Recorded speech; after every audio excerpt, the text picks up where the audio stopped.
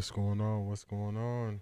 Welcome in to another live stream. We got the Detroit Lions and the Cleveland Browns. How y'all feeling out Thursday? I'm feeling good.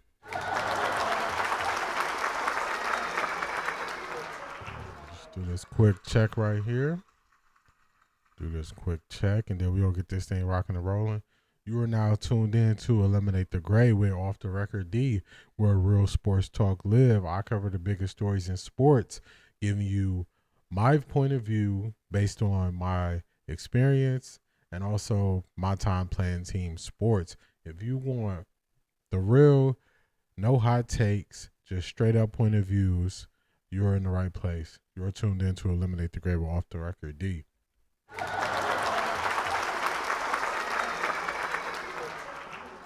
All right, so I just wrapped up the first game. I was watching that Minnesota Vikings versus the Pittsburgh Steelers. I definitely was tuned in and tapped in for that entire game because those are the next two opponents of the Cleveland Browns. So I definitely was watching that. Let's get this other earpiece in. All right, looks like we got a couple more minutes before... We got a couple more minutes to go before kickoff starts. So I'll just get my life together. Get my life together over here. Let's get our stuff up on the screen. What are your picks? Who are you picking? Who do you believe is going to win the game today? Are you taking the Cleveland Browns or are you taking the Detroit Lions? Also, how do you think this game is going to go? What do you think will turn the tide? What do you think? What are your reasons for picking the Browns or the Lions, and who do you think will have a big game? Are you leaning on to the Browns defense being able to shut down the Detroit Lions' awesome dynamic run game, or are you looking for the Cleveland Browns to get out of a funk, somehow figure out how to score points, since that's been something they struggled at? So let me know how you feel about this game. Let me know in the chat for sure. Just my gut feeling. My gut feeling tells me Joe Flacco is going to be Joe Flacco of 2025, meaning he's going to have 2 times the turnovers as he is to any touchdowns he might throw. And also, I think the Browns have an issue with the backside contain, and I think that's where the Lions are going to take advantage of it with their motions. We might see some jet sweeps. Oh, excuse me. We might see a couple of things where they take advantage of it. So I noticed last week Isaiah McGuire was losing contain a lot, and I just think that's going to be a weakness, because what you want to do is you want to find out where you can find weaknesses when you're going against a defense who's performed like the Cleveland Browns defense has performed so far. So that's what I'm going to be watching for. So also, when you're a man-to-man team and you play a lot of man-to-man, teams are going to attack you by making sure you're disciplined in your fundamentals of football. So that's where I think the Browns can be attacked. They can, attack them when they got to run across the field and maintain their guy. And also, they got to communicate on the back end. I got him, you got him, stay with him. So I think that's where you put the stress on the Cleveland Browns. So with that being said, I don't believe the Browns can outscore the Detroit Lions. So I'm picking the Detroit Lions to win the game. Now, a couple years ago, when I only looked at this through a fan's lens, I would pick the Browns every week. I would say they have a shot every week. But I just have to go with what my eyes are telling me, not what my heart hopes for. So with that being said, that's why I'm picking the Detroit Lions. I would love to be at a point where I can pick the Browns based on, our offense showing up and giving the defense, paying the defense back, as I like to say. Once they start doing that, then I'll probably lean more towards picking them. But until they do that, I just got to go with what I know. And what I know is that the Browns have been paying the offense back. All right, let's see who gets ball first. Let's get this volume going for y'all. Whoops. And the Ravens, Kevin Stefanski's Browns 1-2. Big win over Green Bay last week. Browns win the toss. They defer. Jacob Sailors returning the short kickoff for the Lions. Out across the 30. Brought down at the 31-yard line.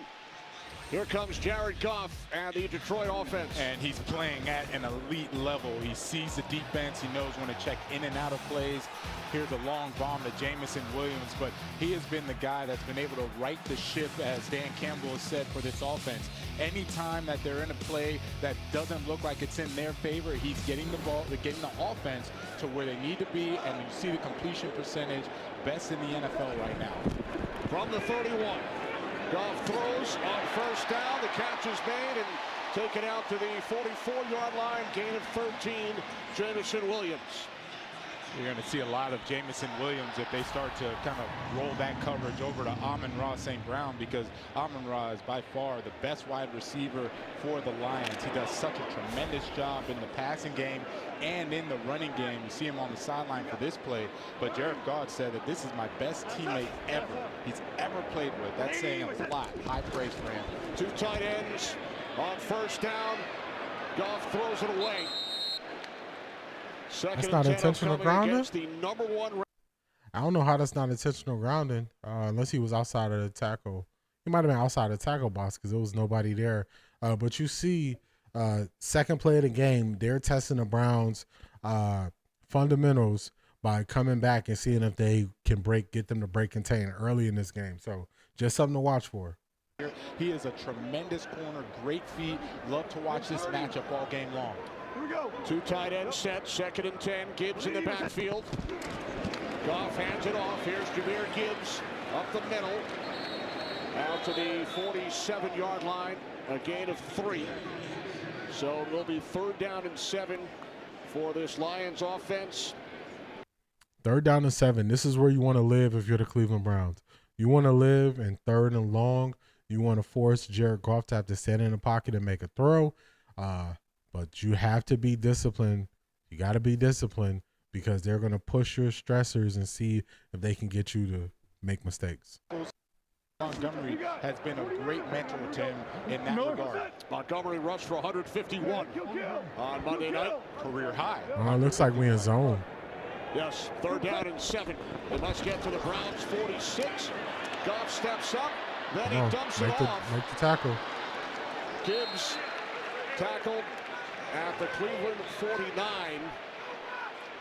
So the Lions will send out the punting unit on 4th down and 3. And that's Myles Garrett putting a little pressure. Now, remember, everyone is used to all the sacks and the havoc he creates and causes. That is equally as good. And Jared Goff, his best, when he's at his best, he stands tall in the pocket, has time to throw. So Myles Garrett understands that, collapses the pocket, forces that errant throw on a 4th down. Remember, Dan Campbell went for it 3 times on 4th down on Monday, 3 for 3. Elects to punt here. All right, so the Browns, first time on defense, that's exactly what you want to see. You want to see exactly what the Browns are able to do there. Get them into 3rd and long, force Jared Goff to beat you. You don't want the Lions playmakers to beat you in this game. So that's what they did. They had success. It was 4th and 3. That's just a little bit outside of where Dan Campbell felt comfortable going for it on 4th down. You know, he's aggressive there. So good start to the game. Very good start to the game. Exactly what we want to see from the Browns. Now it's the Browns' chance to do something on the offensive end. I'm curious to see how they turn out. One thing I would say, where it was overhyped about how much motion the Browns ran in week 1 versus Cincinnati. Cincinnati ran very vanilla defense. When you look at when you actually run the motion or move guys around, that's how it can be more effective. If you notice, Jared Goff there on 3rd down, he was able to get the Browns to show that they were in zone, and he did that by rushing up like they were going to snap, doing giving the fake call to run the play, and he got the defense to bail out. More specifically, Carson Schlesinger got him to bail out. From that point, they moved the motion guy out to the outside after they got them. So he took 2 opportunities to determine what defense they were in, and that helped him be able to identify, okay, now I can determine pre-snap where I need to look or where we have the advantage based on what we got them to show. So just somebody running in motion, you can run motion on every down. I don't care if you run motion on every down. If you run motion and you get no answers, you might as well not run motion. So it has to be a reason. And you see their good offenses multiple times, they have things they can get to that help their quarterback identify what is going to be happening on that next snap. So just wanted to say that, because what people did during the preseason was they said, oh, Dillon Gabriel was allowed to run motion on this many plays. Shedeur was allowed to run on this many plays. And they tried to use that as a negative against Shedeur. But then you look at the Browns from week 1 to week 2, their motion fell off dramatically. So does that, if you're going to use it as a negative to push this quarterback down, is it a negative when they don't run it with Joe Flacco? Hey, I'm just going to be the one to ask the questions. Let's go. We back. Year vet, former Super Bowl MVP. This is 200th game in the National Football League. Career start, number 195. The rookie Judkins in the backfield, joined by the tight end Fannin from the 12-yard line on first down. Flacco throws to the outside, and the catch is made by Jerry Jeudy. I want to see so much more of that. Giving your guy a shot in one-on-one coverage. I want to see so much more of the Browns doing that. We got to see more of that. Also, they did some things to make sure Flacco has some additional protection so he has time to throw the ball. Good morning, Ms. Brown. How you doing? Extreme talent, very, very athletic. Get him involved and put the pressure on this Lions defense. From the 22, it's Judkins on first down, found a hole. And he's taken down at the 33-yard line, gain of 10, another Cleveland first down. Yeah, good nice running play right there. The run game has been there for the Browns offense, and this defense led by Aiden Hutchinson, they're going to have to find a way to stop this run because it's ball control for this offense. Aiden Hutchinson, he has been phenomenal since he's come back, been I didn't know DJ Reader was on the Lions. He blew up a lot of games when he was on Cincinnati. A couple of first downs on the toss. It's Judkins who's running behind the offensive line without both starting tackles. Funny thing, the Browns wearing a toss to the outside there. I was talking to my friend yesterday, and we were talking about how when we grew up in football, if a team couldn't stop a play, you just kept running the play. And the example I gave him was a toss to the outside. And look at Kevin Stefanski adding to the offense. Also on that play, you see Cedric Tillman losing his battle and getting pushed back, almost allow his guy to blow up the play. So you just got to pay attention to things like that. So it's really going to be this Lions defense adjusting quickly, or else they're going to give up points again like they've done before. Second down and 7. Flacco hands it off. Judkins out to the 38. Third down and 5. Man. Upcoming for the Browns. So without the, when you get a haircut and they cut the hair and they by your face and all that stuff, I keep feeling like a tinkle in my nose. Like, did they like trim my hair by my nose and it's tickling me? Or something weird happening here. But we're gonna push through. Let's get it. And you have the blitz package. 3rd and 5. Let's see what we do. We send somebody in motion. We have somebody going across with them. Forward in the backfield, 3rd down and 5. Browns must get to the 43. There is a flag and a diving catch made by Isaiah Bond. A couple of penalty markers were thrown. Sean Smith, our referee. We got somebody reported eligible coming into the game. I heard him saying it to the ref. I'm reporting. There's 2 fouls on the play, both by the defense. Holding. Number 32, holding. Number 6. Those penalties are declined. Result of the play is first down. Man, they was holding all over the place. Carry on Arnold, gain of 17. They declined the penalty, and the Browns are in Lions territory. If you were with me on last Wednesday's show where I broke down in cover 1, they need to put the running back in the backfield to pick up the blitz wherever it comes from. You notice that's an adjustment they just made there on 3rd down. Browns send in defensive lineman Aiden Hutchinson. Play action on first down. Flacco connects with Jeudy. Jerry Jeudy finally taken down at the Detroit 12 by DJ Reed. Gain of 33 yards. Yeah, there's Aiden Hutchinson. Hey, Dawn, how you doing? I'm doing good. How you doing? He's trying to get pressure on Joe Flacco, but Flacco recognizes that so quickly. 18-year veteran, he's going to see the defense in a heartbeat, and he throws that ball on the money to Jerry Jeudy. That was a beautiful play action, beautiful execution by the Browns. Terrific opening drive so far for this Cleveland offense. You set it down from the Lions 12. This is Fannin, the tight end, who's off to a terrific start. Third-round draft pick out. I don't know how I feel about that play, but hey, they're getting creative. 9 coming up for the Browns, who were shut out for 56 minutes by the Green Bay Packers last week and wound up winning that game 13-10. Yeah, well, I'm really liking the difference in this Browns offense versus last week against the Packers. Joe Flacco was really airing the ball out, was a little conservative last week playing ball control. This time around, being very aggressive down the field. Second down and 9, empty backfield. Flacco's pass is caught at the 6-yard line. Jeudy. Ms. Brown, yeah, Flacco, he hasn't been good in the red zone, so he got to make better decisions. Dawn, yeah, he's still the starter. They keep going back to Flacco, so we're gonna see how long it lasts, how long they actually go back to him. So, but in the red zone, they got to get touchdowns. You know, he got to lead them on touchdown drives, not on getting to the red zone and then kicking field goals. Going back and forth, running back in and out, Shuffling personnel. They finally got the personnel right. Now a timeout is taken by the Lions. First charge, Dan Campbell hustling down the sideline. You talked about some of the personnel. All right, so the Detroit Lions looking a little bit off balance here on this first drive.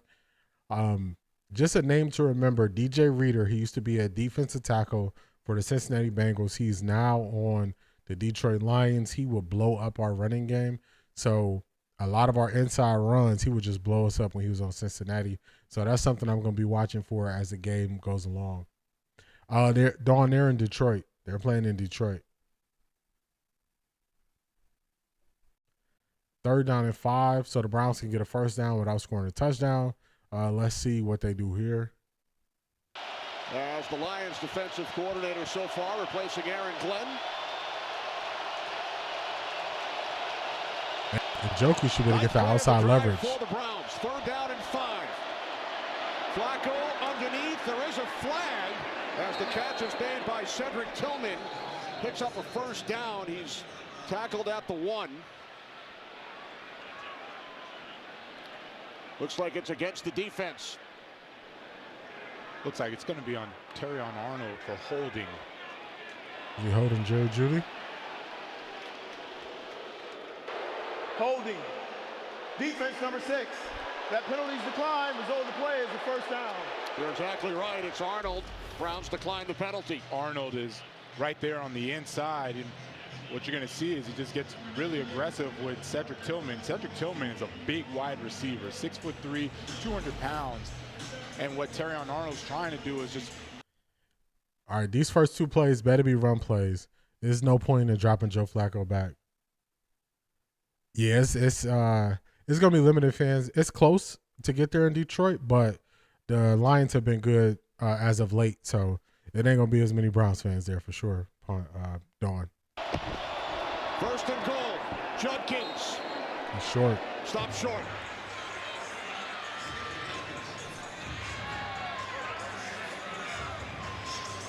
And Kenny, one of the points of emphasis for defensive coordinator Kelvin Shepherd was to start fast, right? He was visibly frustrated that the first 3 games they gave up touchdowns on the opening drives.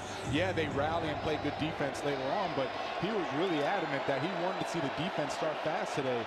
Did not happen at all. Looking at a 2nd and goal for the Browns offense. They're leaving the extra blockers. It's Flacco on the sneak. And he does not get there. 3rd and goal. That's a nice job by the defensive. I don't like that play call. You're going to see the low man winning. Joe Flacco smartly did not try to extend the ball over the goal line, fearing that someone may come and swipe at it and cause a turnover. That time clearly was not in. They leave in the same personnel. 3rd and inches. Yeah, I like it. Stefanski wants to try and dominate this line of scrimmage, wanting to set the tone early with this offensive line.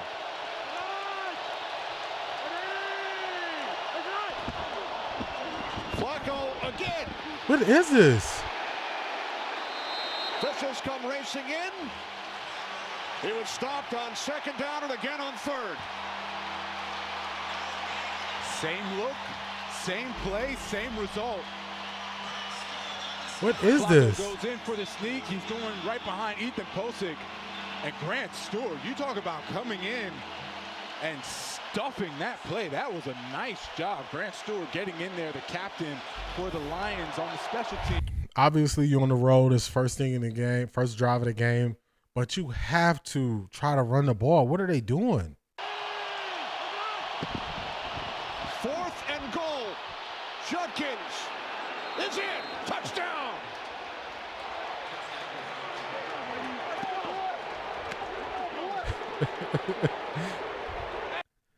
Dawn, you're right. I'm watching this like, what are they doing? You got a good running back who has shown power, and shout out to you, Tim. Yeah, they score on 4th down, but man, you run 2 QB sneaks with Joe Flacco. We can't make this thing harder than it needs to be. You know, you can't play with your food. When you got opportunities, you got to go in and you got to take the score.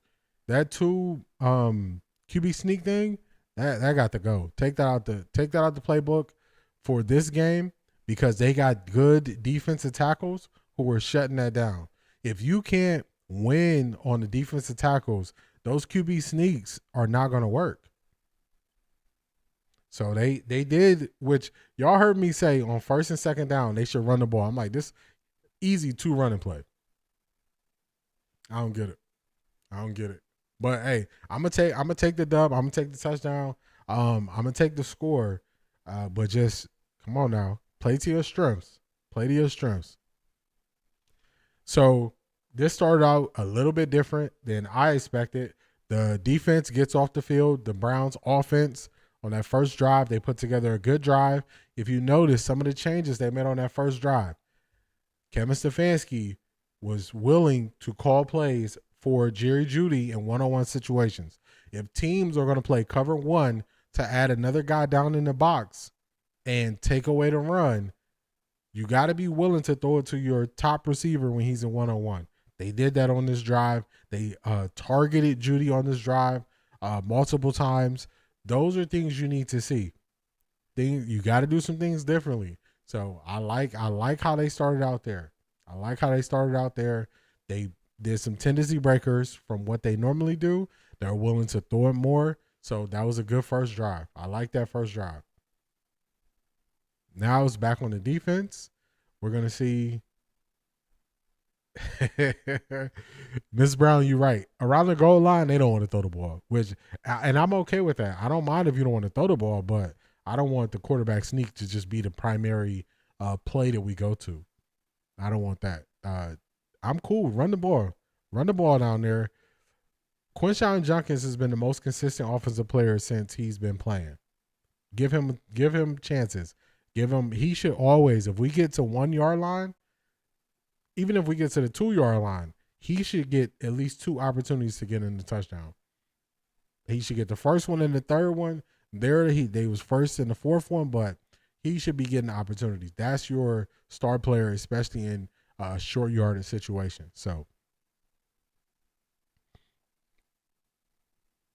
I'm happy we got the touchdown, but I'm gonna be critical when you kind of making it hard on yourself. So let's see what this Browns defense does now that the Lions got the ball again. The Browns with their first quarter points of the season. And it goes back to, I briefly mentioned, Joe Flacco, first 3 games, a little conservative in the passing game. And I understand he didn't want to turn the ball over, but there were times where he could just air it out and let these guys, the Jerry Judy's of the world, go make a play. This time around, he comes in very aggressive, and you see what happens, the production of that offense. Oh. Here's Sanders. Looked like Raymond winds up winning. Stepped in front of Sanders. Sanders was about to receive the kickoff, and Dan Campbell telling us that we need some big returns from Khalif Raymond.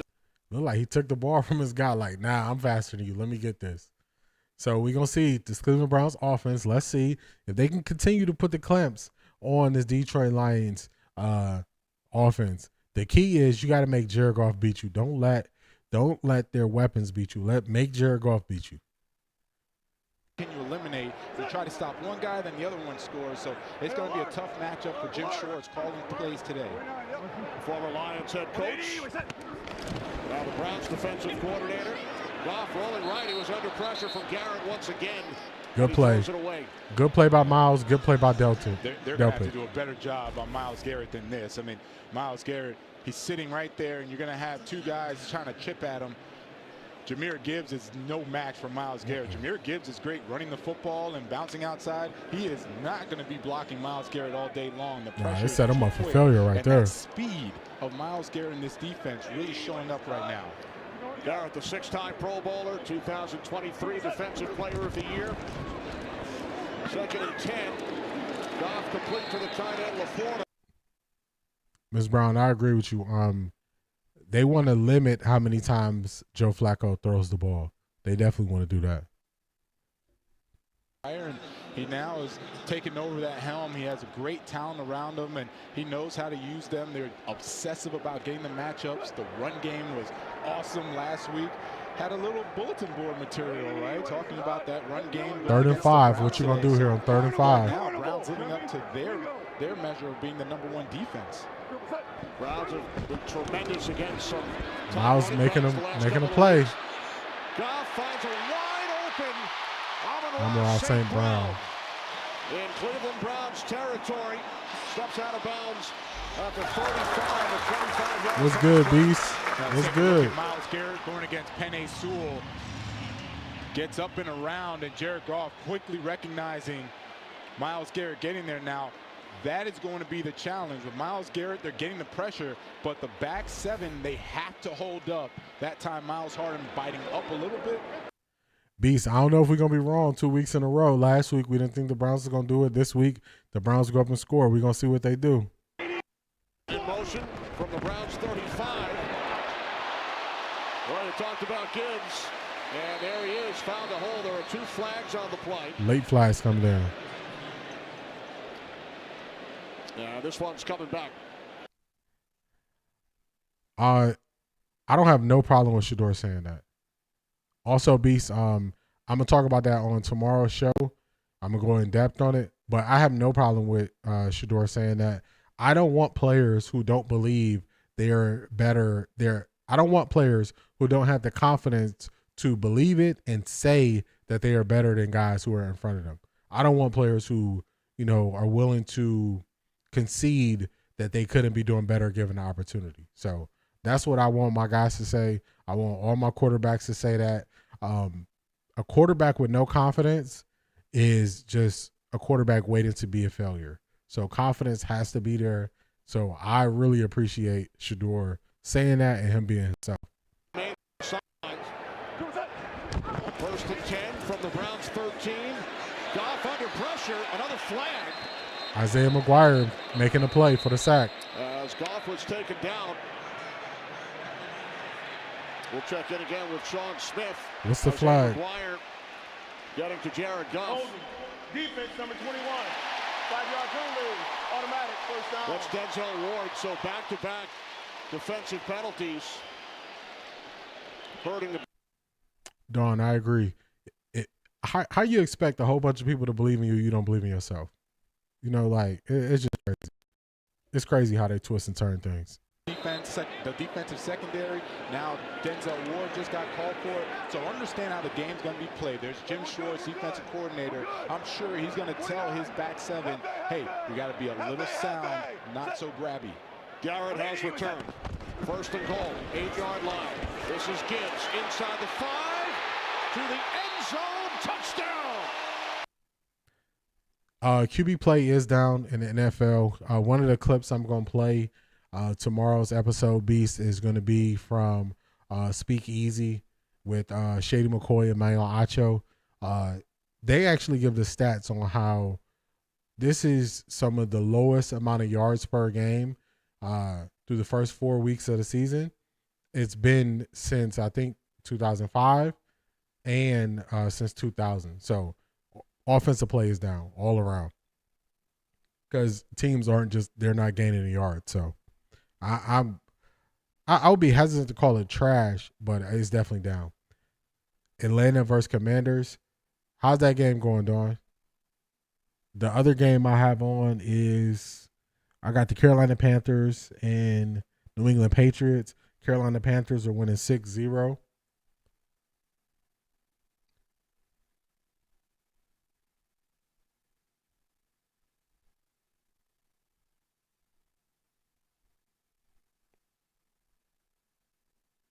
Atlanta needs a win. Atlanta needs a win, Dawn. Atlanta just lost last week 30-0 to Carolina.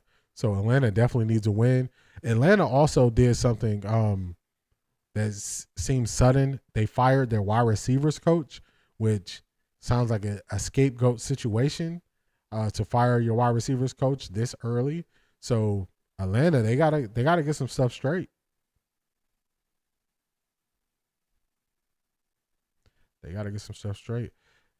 Yeah, Beast, man, this is the thing, man, with Colorado. Colorado cannot keep making me stay up this late to watch these games and see them lose. Like, I got stuff to do the next day. You know what I'm saying? Game starting at 10:15. Halftime is already past midnight. And then they keeping the game just close enough where you stay and watch the whole thing. Like, man, Colorado, just make your decision early. Get ahead in the game early and blow teams out, or lose early. Like, you can't. Yeah, that was real bad last week, Dawn. Colorado, you can't keep making me stay up like this all night. One thing I noticed in that game last night with Colorado is that they started off hot. They were creative. They put I can't think it was Draylion Miller or Amon-Ra Miller, number 6. They put him in the Wildcat. They were getting the defense, BYU's defense, off balance. Then they started to switch it up, and they started to run running plays that are going left and right, trying to break cuts instead of going north and south. When they're running north and south, they were having success. When you are running east and west and, you know what I'm saying, switching it up, it's not working. So they ran into a lull where that game, they should have scored 28 points in the first half. The way they scored on those first couple of drives, it's no way that that's how it turned out. You know what I'm saying? So, oh, it was Amon-Ra. Okay, I knew it was one of them. I knew it was number 6, but when they put him in the backfield, you saw the success that they had. They kept running the play. It's just like, come on, man, what are we doing? Why are we switching this up? So, just you got me standing up to 2:00 in the morning to see y'all lose at the end of the game. It's like, come on, man. And then, like, Caden Salter plays so well for like 75% of the game.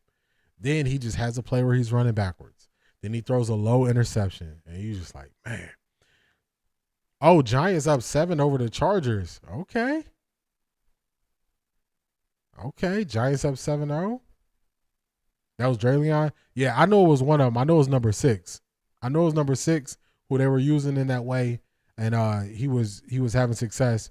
But they just, man, you get to see how good an offensive play caller is once you get into the meat of the game. The meat of the game, I mean, second and third quarter. That's when you really get to see how good an offensive play caller is. And Pat Shurmur, you get shaky in the middle. That's the team to make sure they put in that dirty work too. Browns start from their 23-yard line in a 7-7 game. Flacco over the middle. Miss Brown, I'm gonna be watching that game, that Giants versus Chargers. I'm gonna be rewatching that game because I definitely want to see how Jackson Dart does. But I know Giants fans got to be excited. All right, good. That's a good start. That's a good start for Atlanta. Atlanta up 10-0 on the Commanders. That's a good start.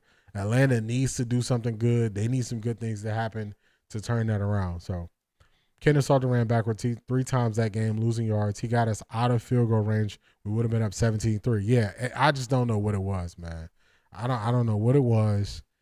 This running back thing, he's athletic. So this is why I say when a quarterback relies on athleticism, overthinking the game, they could think they have more athleticism to escape bad situations when making bad decisions. So I don't like it. All right, 3rd and 8 here. This is the first time the Browns in 3rd and long. Let's see what they're able to do. Do backup tackles in today for the Browns, making sure. Also, shout out to y'all for giving me updates on the scores of the games that y'all watching. I appreciate y'all for that.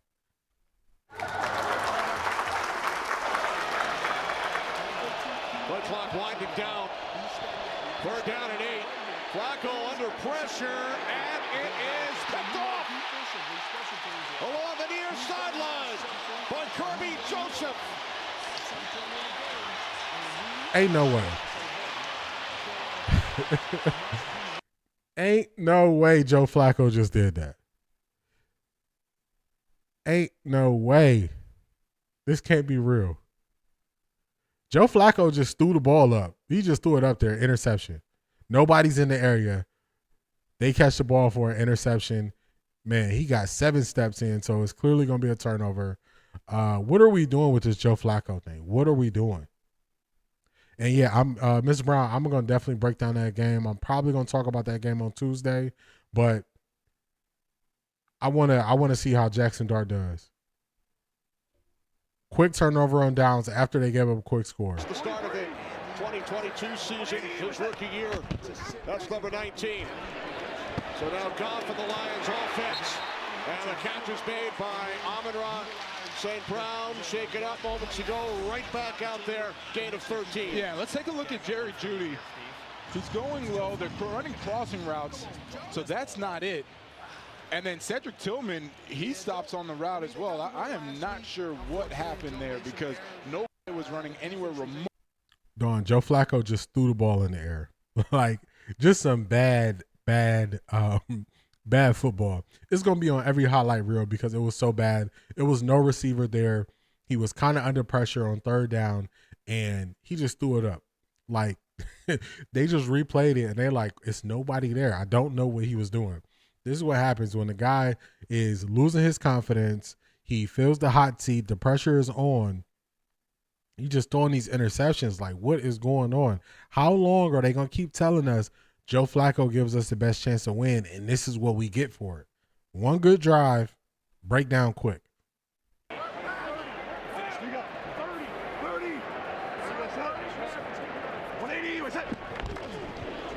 Montgomery again. And a nice tackle made from behind by Malik Collins. Joe Flacco, he is worse than Oprah. Dementia attackers. Joe Flacco is worse than Oprah. We get a touchdown, he gonna give away an interception. It's just it's equal opportunity. Nobody left out. Everybody gets a career day. It's crazy. Stop the run on the way to the quarterback. I want you quick and explosive and penetrating. Lions. They're not running the play. Don't jump off sides. Now a flag. Who jumped? Who jumped? Tried to draw it offside.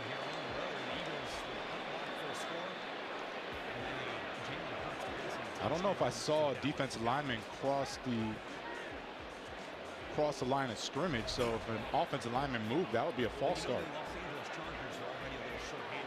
False start. Offense number 73. All right, so it's going to be 3rd and 14 when we come back. That's the end of the first quarter. Cleveland Browns 7, Detroit Lions 7. Yes, Shedeur is there watching. Don, he is there. They basically got a Shedeur cam. They showed Shedeur pregame talking to Quinshon Judkins. They showed him talking to Flacco. So, facts. He got more interceptions than TDs. It's crazy. This one. So, every week, they've been making excuses why his interceptions ain't really his fault. Every week they've been saying that. They saying, "Oh, this not on Flacco. This not on Flacco." Okay, this one on Flacco? Because he just threw it up to the other team. It was no Browns player within 10 yards. Joe Flacco sitting on the sideline. He pouty. Kevin Stefanski already went up to him. So it's just. Do y'all remember a couple weeks ago I said all of the Shedeur fans that said Joe Flacco was trash, everybody owes them an apology? Everybody owes them an apology. And here, I'm going to be the person. I'm stuck with the task of, keeping the receipts on what people say, because people like to throw some stuff out there and nobody hold them accountable for it. So we gonna hold the receipts. Dawn, what do you think? Be more specific. I was on a mini rant there, so my bad if I said something that jumped off topic. I just started ranting about Joe Flacco. I think Joe Flacco's done. He's cooked. He's cooked. If that was what the question was, I think he's cooked. He's done.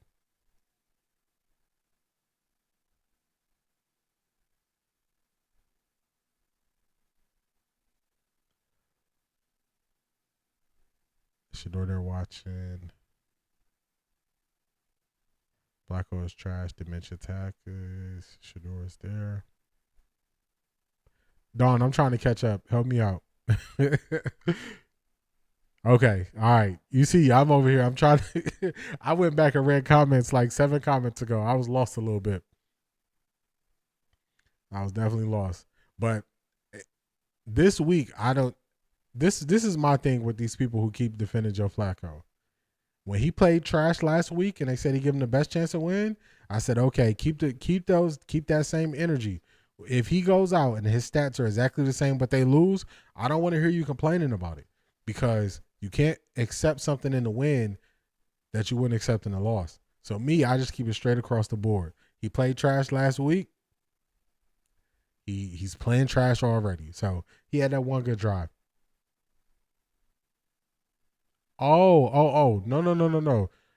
I might have misspoke on that. They owe you an apology. The people who were saying Shedeur fans said Joe Flacco was trash before the year. They owe y'all an apology. They owe every Shedeur fan an apology. Here go Raul. They owe Shedeur fans an apology. Shedeur fans called Joe Flacco trash before the season started, and they called y'all delusional. So they owe y'all an apology. Yeah, Justin Herbert, he has good moments, and then he has moments where he slips up and he doesn't look good. So I'm surprised he wouldn't look good against. Man, that was a good catch and throw. I'm surprised he wouldn't look good against the Giants, who haven't been good. But yeah, my bad. I finally caught up to what you were saying, Dawn. Yeah, they owe Shedeur fans an apology, not Shedeur fans owe them an apology. Because what happens is people will call you out in the moment, but then when it plays out and you're right, they just act like you haven't been right for a month and a half. So Browns get a stop there. They get a stop on 3rd down. And it looks like Detroit is attempting a 48-yard field goal.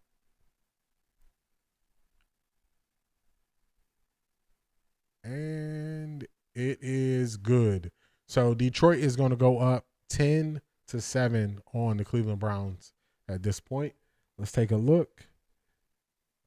Carolina has the ball at 3rd and 10, and they're going against the Patriots. The Patriots came back and scored a touchdown, 7-6 in that game. Let's see what Bryce Young. I want Bryce Young to do well.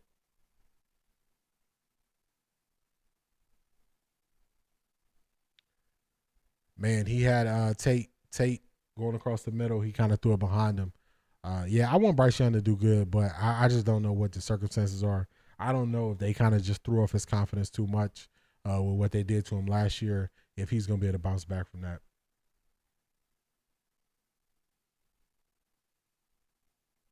We will have to see. Hey, y'all, I got a delivery. Let me grab this delivery real quick. I will be right back. Let me throw something up on the screen. I'll be right back. You know what's funny about that, Ms. Brown? They were just talking about how he's the next greatest thing. He should be in the MVP conversation. And then now, you see he throwing pick sixes for touchdown. It's crazy. Let me grab this delivery. I'll be right back, y'all.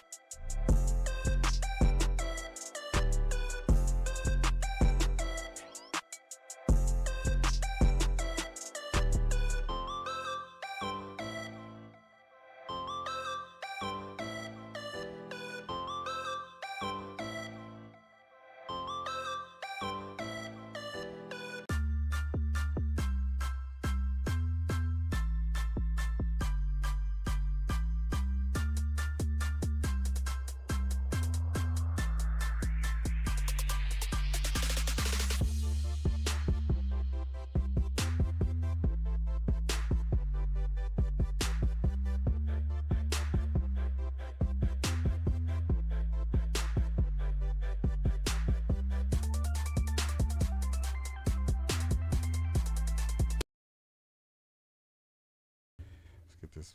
Portion of that Green Bay Packers game last week, they look like they finally have some rhythm, some continuity, and from there, you can now help out this defense and not rely on them all game long. Defense made some big plays late for Cleveland last week. Good slingshot from Flacco. It's complete for a first down on Moore to Jumpkins as he crosses midfield. It's weird. They never show Dawn. They never show Dillon Gabriel during the game. It's weird. They show everybody else, but you see, they don't show Dillon Gabriel that much. It's crazy. When you order something, they don't never. Every time I get on stream, I get a delivery to the house. When I order stuff and I'm sitting here for hours, they don't come. I get on stream, boom, deliveries at your door. It's crazy. They like seeing him in action. Replaced by Sampson. Flacco wrapped up. Down he goes.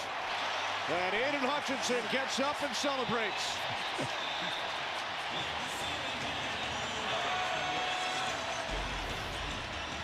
Aiden Hutchinson, just a tremendous job going against that backup offensive tackle, Cornelius Lucas. Cornelius actually playing left tackle. Man, they got to send him help. They can't have him dropping back, going against Aiden Hutchinson by himself. Oh, all good. You said it wasn't for a touchdown. All good, Ms. Brown. All good, all good. Let's see. This should be third. No, this is second down. Second and 16. Let's see what the Browns do. You got to get this snap off. Play clock winds all the way down. Did we get a timeout? Delay game, offense, 5-yard penalty, second down. This is one of those situations where on Wednesday I was talking about how if you wait till the second quarter and you look at the Browns offense, you'll get to see how it gets sluggish. This is that second quarter, and this is the offense getting sluggish. You see it in real time just playing out. Now it's 2nd and 21. What play you going to run on 2nd and 21? One-on-one, no help for your offensive tackle. I can't show the game. I'll get a copyright. I can't show it.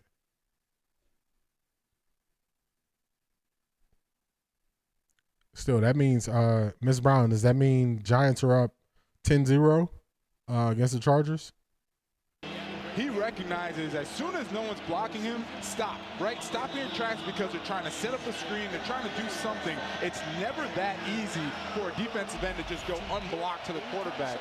Really like the heads-up play. And Dan Campbell's going to show that play tomorrow because you want your young guys to realize how to play the game. That's smart, headsy football by Hutchinson.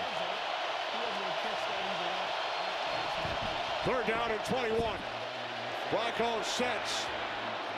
Now he throws to the outside, incomplete. Intended for Judy with DJ Reed defending. This was actually a very nice route by Jerry Jeudy. He wouldn't have gotten the first down. Sometimes you might catch people streaming it on YouTube, doing like them hot streams. What I did was I got Alicia, I got YouTube, what's this thing called? I got YouTube League Pass. So that's how I can watch all the games. Under it from the 13. Excellent job by the Browns. Browns offense getting kind of sluggish here in the second quarter. Philly versus Bucks, 14-13 Philly. That's good. Everybody was talking about Philly and how they kind of struggled their last 5 games against the Bucks. So they're putting the message up early. One thing Philly can always do, Philly can always lean on their defense to slow some teams down, and that's what it seems like they're doing. But, you can't count Tampa Bay out. Because Tampa Bay, man, they'll just come back. They'll just keep the game close enough to come back. So. Go to let me see. If you go to let me find it for you, Alicia. Let's see. I'll try to show you real quick.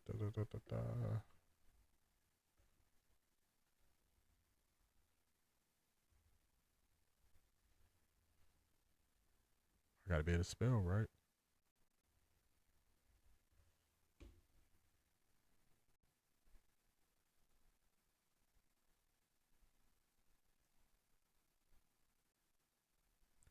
Okay, so Alicia, go to youtube.com/NFL Sunday Ticket.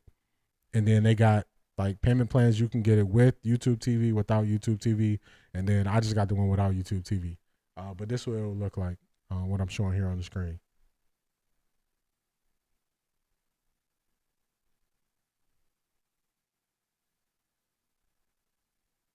All right, hopefully you got that. Browns just punted.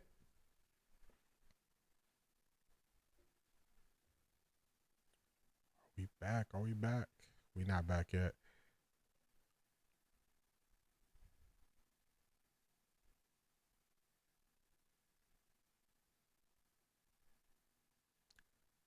Chargers, no.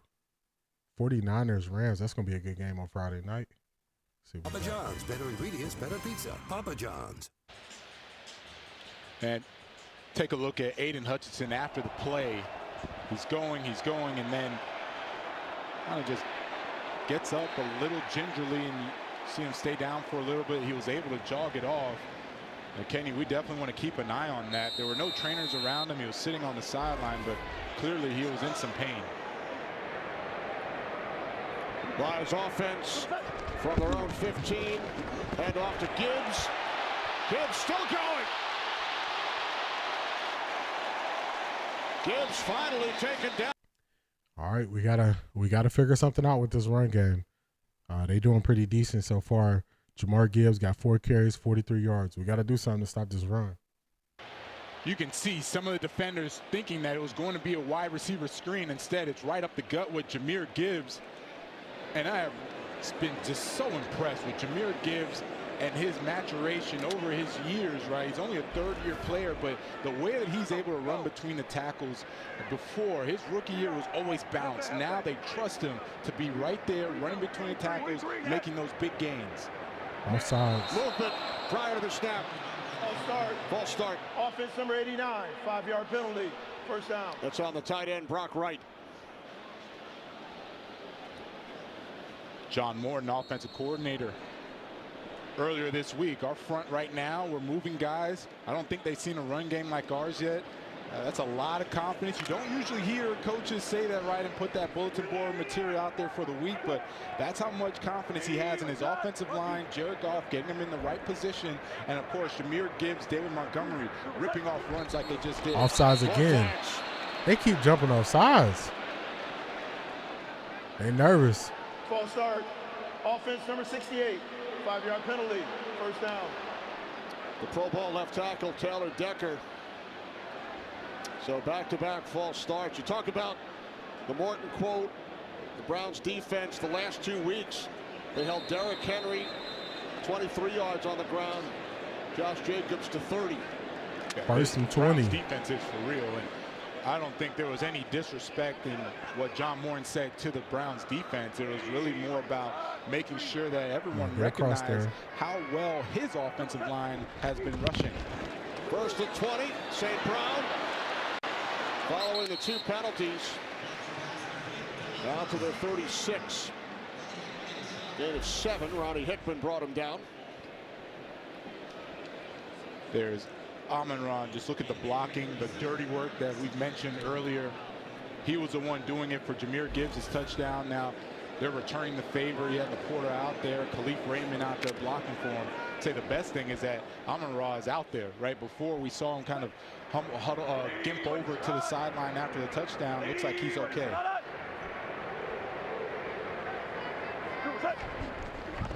Second down and 12. Goff steps up, fires downfield. He was looking for Jameson Williams. Had a chance for an interception. It looked like Goff got hit as he was throwing that ball. It didn't come out clean, kind of wobbled across the middle. Myles Garrett putting that pressure from the right side, beating the double team. Yeah, push him right back into Jared Goff.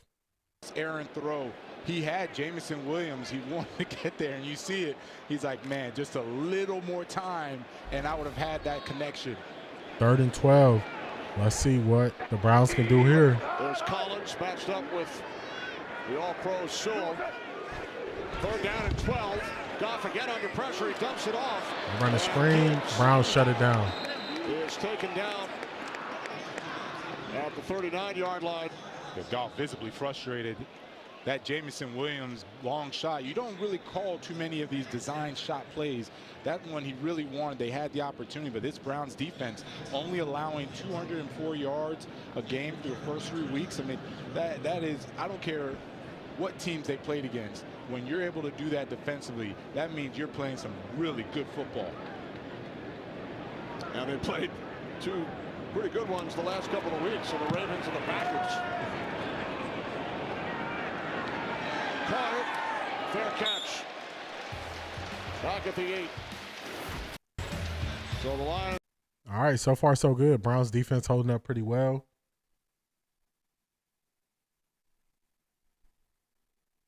Man. Patriots got another score up on Carolina. They're up 14-6. Browns defense holding up pretty well so far. Joe Flacco has got to get it together. He's got to get it together fast. This is that part where this is the part of the game where now they have an idea of what you want to do, and the defense makes adjustments. Now the offense has to make adjustments so you can still move the ball. This is the part of the game where if you are a good offensive play caller, you don't go through these lows where you have 3-4 drives in a row that don't lead to anything, or 3 to 4 drives in a row where you don't move the ball that much.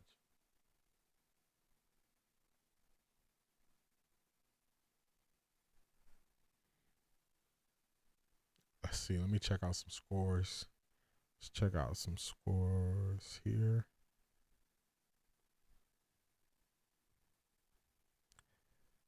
Giants over the Chargers, 10-0. Houston is over Tennessee, 6-0. Atlanta, 17-7 over Washington. Buffalo, 14-7 over New Orleans. And Philly is over Tampa Bay. Same score, 14-3. Okay.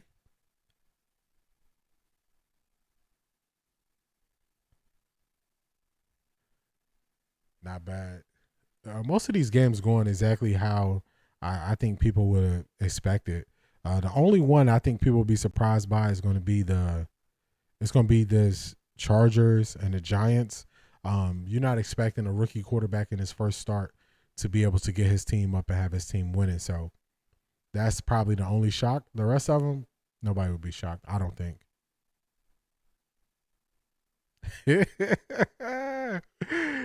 This Brown said Justin Herbert is trash. He is one of those guys. So he's one of those guys where people say, "Oh, he looks like a quarterback." Where his height, his frame, he has the arm, he has the tools, but he's one of those guys when the pressure is on, man, he just crumbles. Like even when he's been in the playoffs, he's thrown a lot of interceptions. No, I'm thinking Trevor Lawrence. When he's been in the playoffs, he hasn't done the best. He doesn't have that playoff success. So it's funny because he started out, everybody was saying he was a leading MVP candidate. I can't wait to watch that game back later. Aiden Hutchinson back on the field. That's good news for the Lions. They start from the 8-yard line. And will lose yardage. Sampson wrapped up back at the 6 by Tyleik Williams. You can just feel the intensity pick up for the Lions defense. Guys flying around. Tyleik Williams, strong rookie defensive tackle for the Lions. Hutchinson still. Lions defense is starting to get comfortable. They're starting to celebrate. They're starting to dance. This is when you need an extended drive to kind of break some of that confidence that they have. They don't make those splash plays, but they're in there and they're very productive. Anzalone and Campbell, 2nd down and 12. And that one nearly picked off of Nate Robertson. Joe Flacco is really pressing right now. He is really pressing. This pass that he just threw, 50-50 pass, this close to the touchdown. Man, just throw the ball away. Why are you putting the ball in harm's way? Like, this just doesn't make sense. He's really pressing, and this could lead to bad things if he does not settle down. Your within the 10-yard line. You can't do nothing crazy. 3rd and 12. Ryan Shepard apologizing to him for not playing him enough over the past few weeks.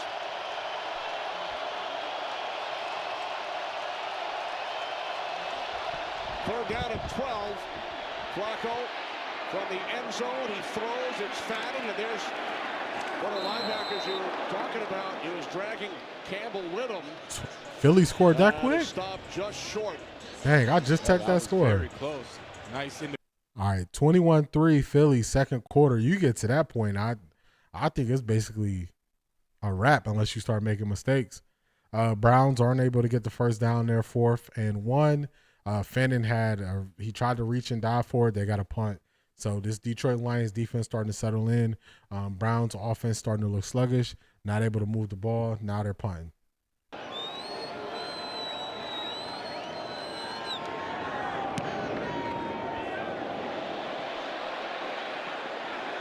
Punt lands out of bounds. Not the greatest punt for Bajorquez.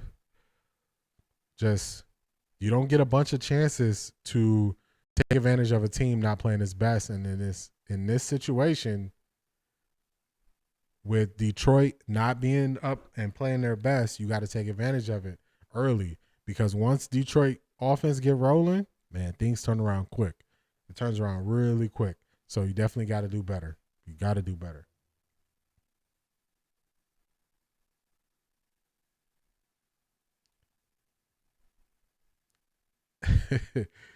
You know what, Beast? You need to have confidence in your quarterback to go for it on 4th and 1.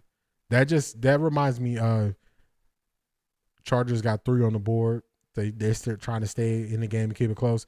Beast, did you watch Oregon Penn State last night? One thing I noticed in that game was Oregon has 100% confidence in their quarterback. Penn State doesn't trust their quarterback. And that's kind of how it is with the Browns. You can't be as aggressive when you don't trust your quarterback. So then you keep going down that line of thinking, how do you keep putting the quarterback out there that you don't trust? So it's one of those weird things that the question is going to be asked. If the Browns in this game with scoring 7 points on that first drive and never get anything else, how you going to keep putting them out there? So just questions that need answers that people don't want to answer, who are rooting for certain guys to keep playing. Man, it looks like they're carrying that over to this game. Jahmyr Gibbs already has a rushing touchdown. We saw a nice run from Jahmyr Gibbs again for about 15, 20 yards. And they just kind of wear on you as the game goes. They keep getting to that second level, getting to the linebackers, getting to the safety. And so long as these guys aren't getting off blocks, it's going to be a long day for the Browns defense. There's Cedric Tillman. He was evaluated for a hamstring injury earlier. Heading off towards the Cleveland Browns locker room. Take a look. Jessica, at what point do we ask, what does Stefanski see out there? We look like a D2 school playing in the SEC on every drive. Hey, you're on to something. You are on to something. 13 Pro Cal, why don't we change QB?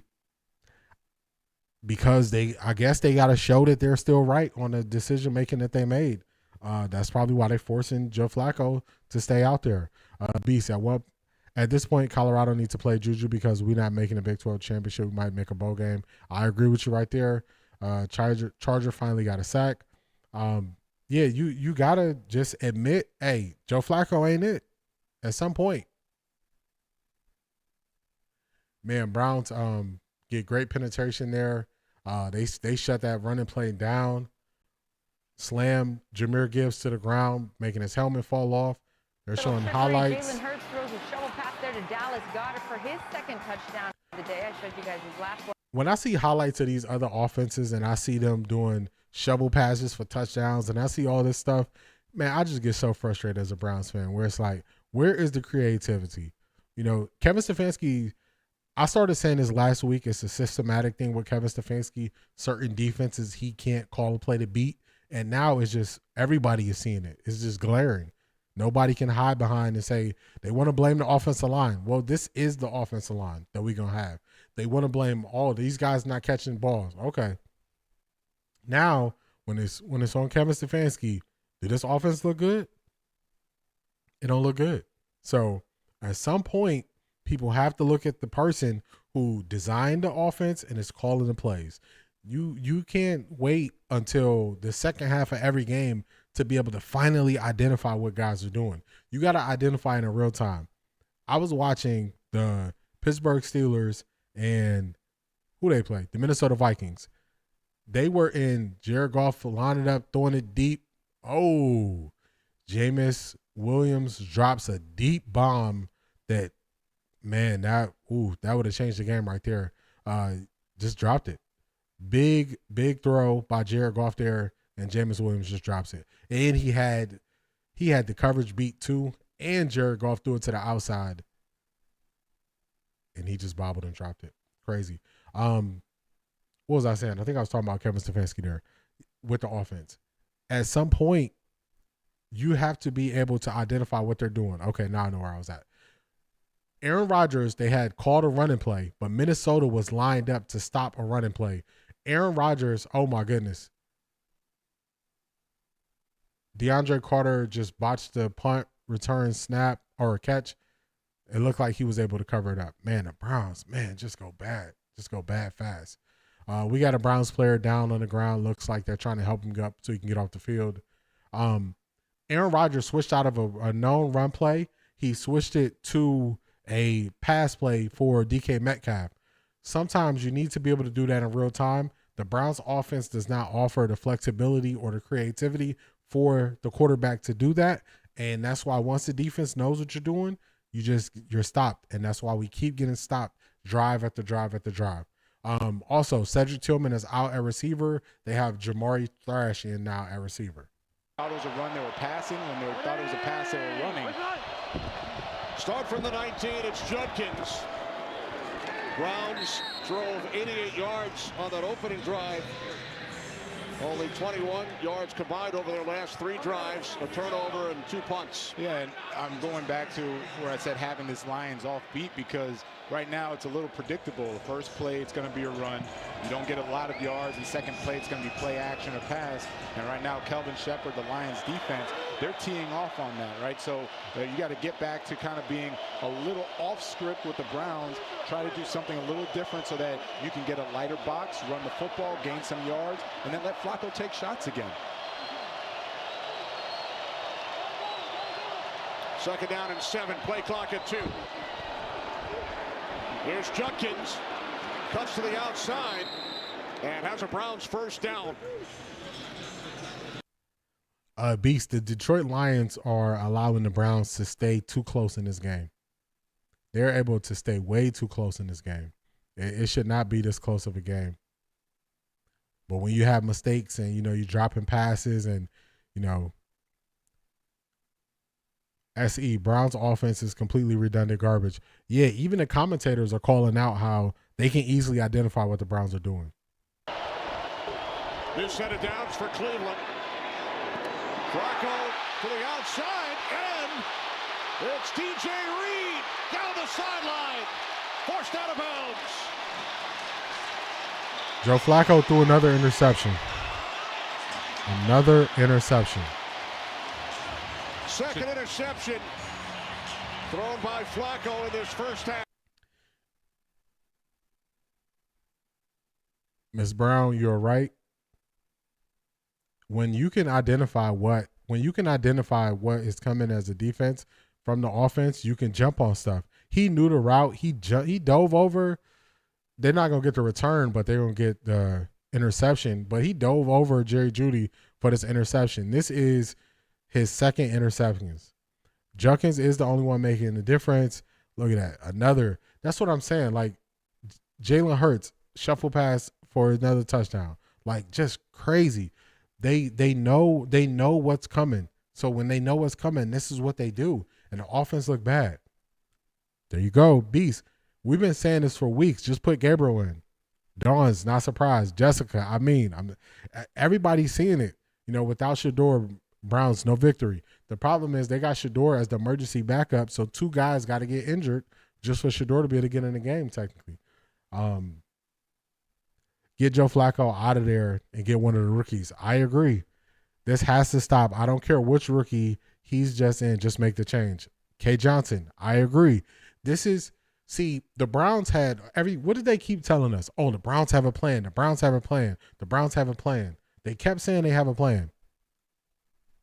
And when your plan blows up in your face, you got to be willing to change. So you got to change. You got to get one of these rookies in here. Even if it's Dillon, you got to get Dillon in here. You can't just keep running this guy out here, a turnover machine, when the defense is playing this good. Jessica, this man is making millions to ruin Garrett windows. It's true.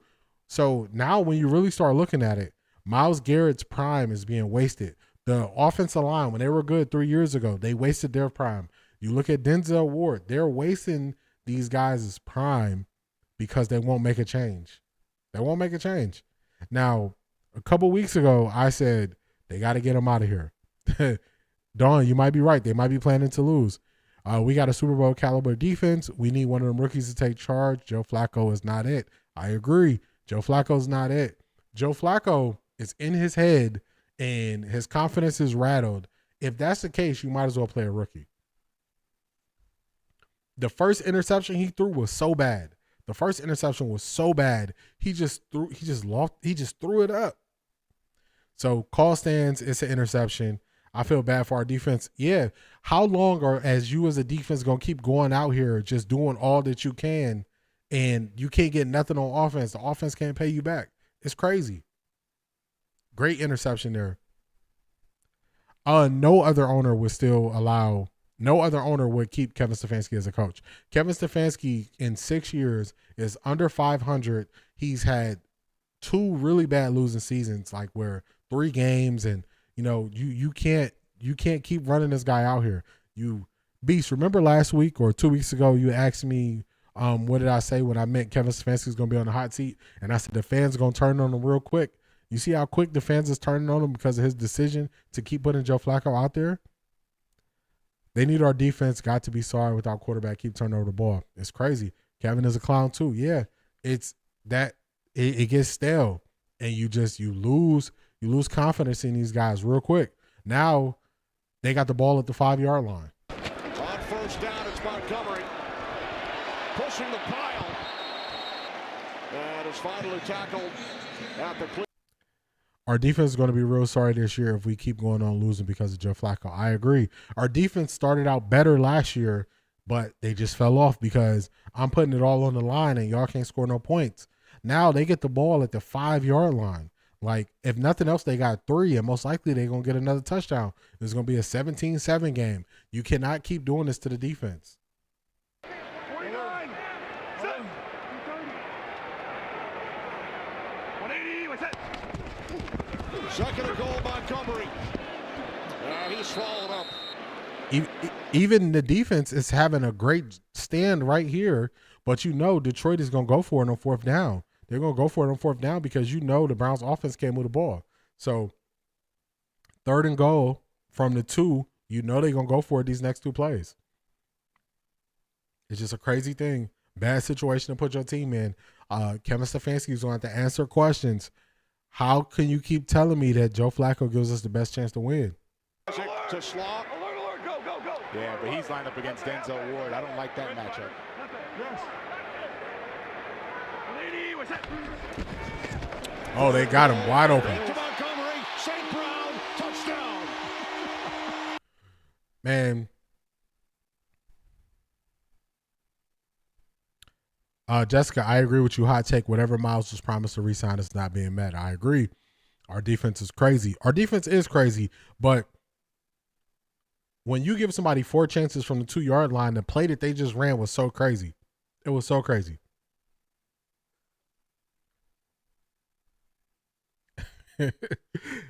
Sun Power, subconscious of management is damaging my football mentals. How do you put this into a programming game? It's crazy. I just got to look at it like if it happens, it happens. We win. I can't put the emotional investment into it that I used to as a Browns fan. No points.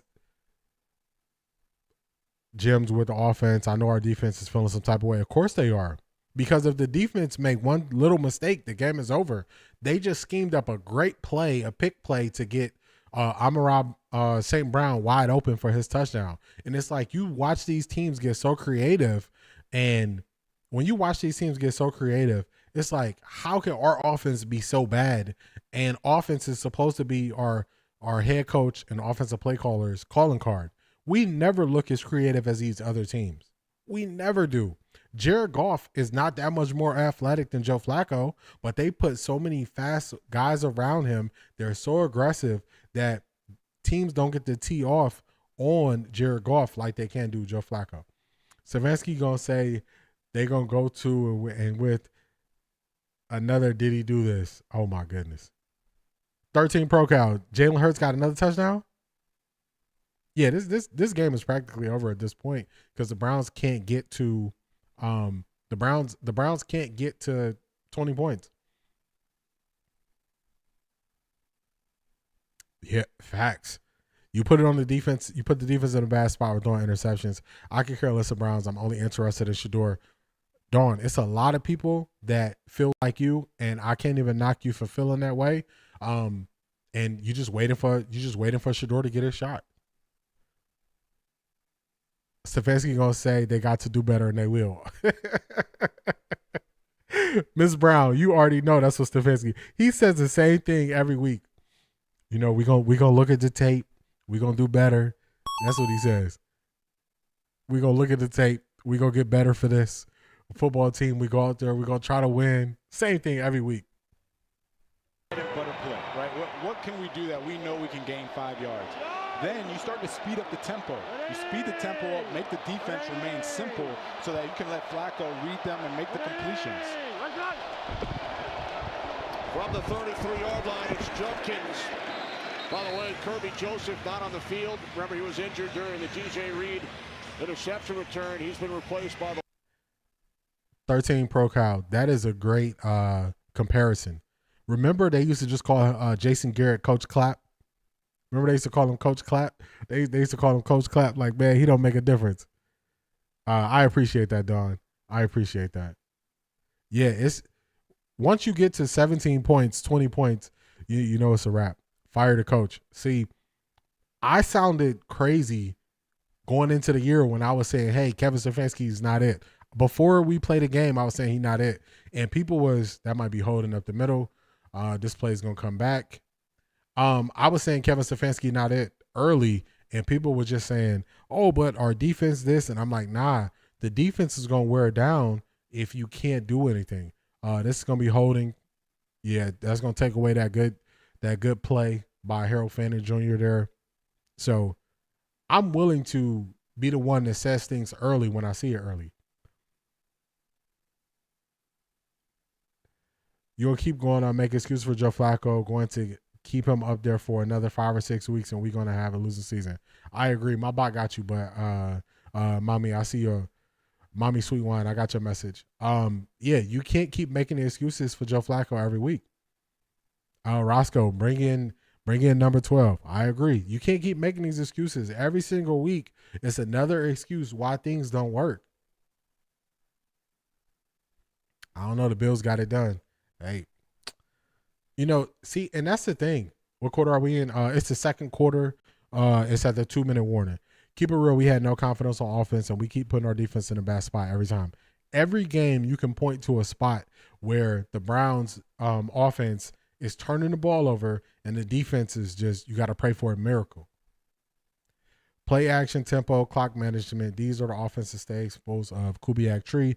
Even Gabriel can operate that better. Jessica, I agree. Because if you don't have a good offensive line, the way you help them is fast, quick passes. Joe Flacco wants to throw the deep ball. He's not the fast, throw the 5-6 yard passes guy. So at that point, you got to get him out of there. Oh, okay. I got you, 13 Pro Cal. Still 21-3. I was going to say, man, Jalen Hurts got another one. So, yeah, you got to go to the guy who can just get rid of the ball quick to eliminate the pressure and the pass win rate of the defense. So you got to make a change. Remember last week? Edward, that is facts. Doesn't it seem like we keep saying the same thing? Doesn't it seem like this what we said last year? Doesn't it seem like this, we keep saying the same thing. It's deja vu. It's Groundhog's Day. The same thing over and over again. I was saying this last week. To me, at this rate, what hurts us from putting Dillon Gabriel in to start the second half, trying to get some type of spark so you can try to keep the defense engaged in the game? So you have to be decisive as a head coach. You have to make decisions as things come up and move forward. Kevin Stefanski, to me, seems like he needs every week, he needs an extra week to think about what the decision is going to be. Dawn, this used to be worse. Like, just think, at least they got a little bit of hope. Last year, the Browns only won 3 games. It was a long stretch. We lost about 8 or 9 games in a row. It was trash. That's why I had to take my emotions out of it. Let's see what we do. We got Isaiah Bond in the backfield. Let's see if they finally open up the playbook and we can get anything done. 2 minutes remaining, second quarter. On 2nd and 18, David Njoku, the tight end, across the middle. And it's Jack Campbell who takes him down. Edward, at this rate, I'll take Bernie Kosar over Joe Flacco. I don't think at this point, like, how can you make an argument that any quarterback can do worse than what Joe Flacco is doing? Joe Flacco, I'm pretty sure he leads the league in interceptions, and he keeps throwing more, and he looks lifeless. He looks like he has no energy, and it just keeps happening. So, 3rd and 16, what are we going to do? Today. Clock is to run. I agree. You need that rookie in there who can extend plays so they can make something downfield happen. Following halftime. Tackle made at the 36-yard line as Njoku pops back up. But Hutchinson is down. Aiden Hutchinson is down. He is coming off of a major, I believe, knee surgery. Quiet here at Ford Field as they realize what's happening.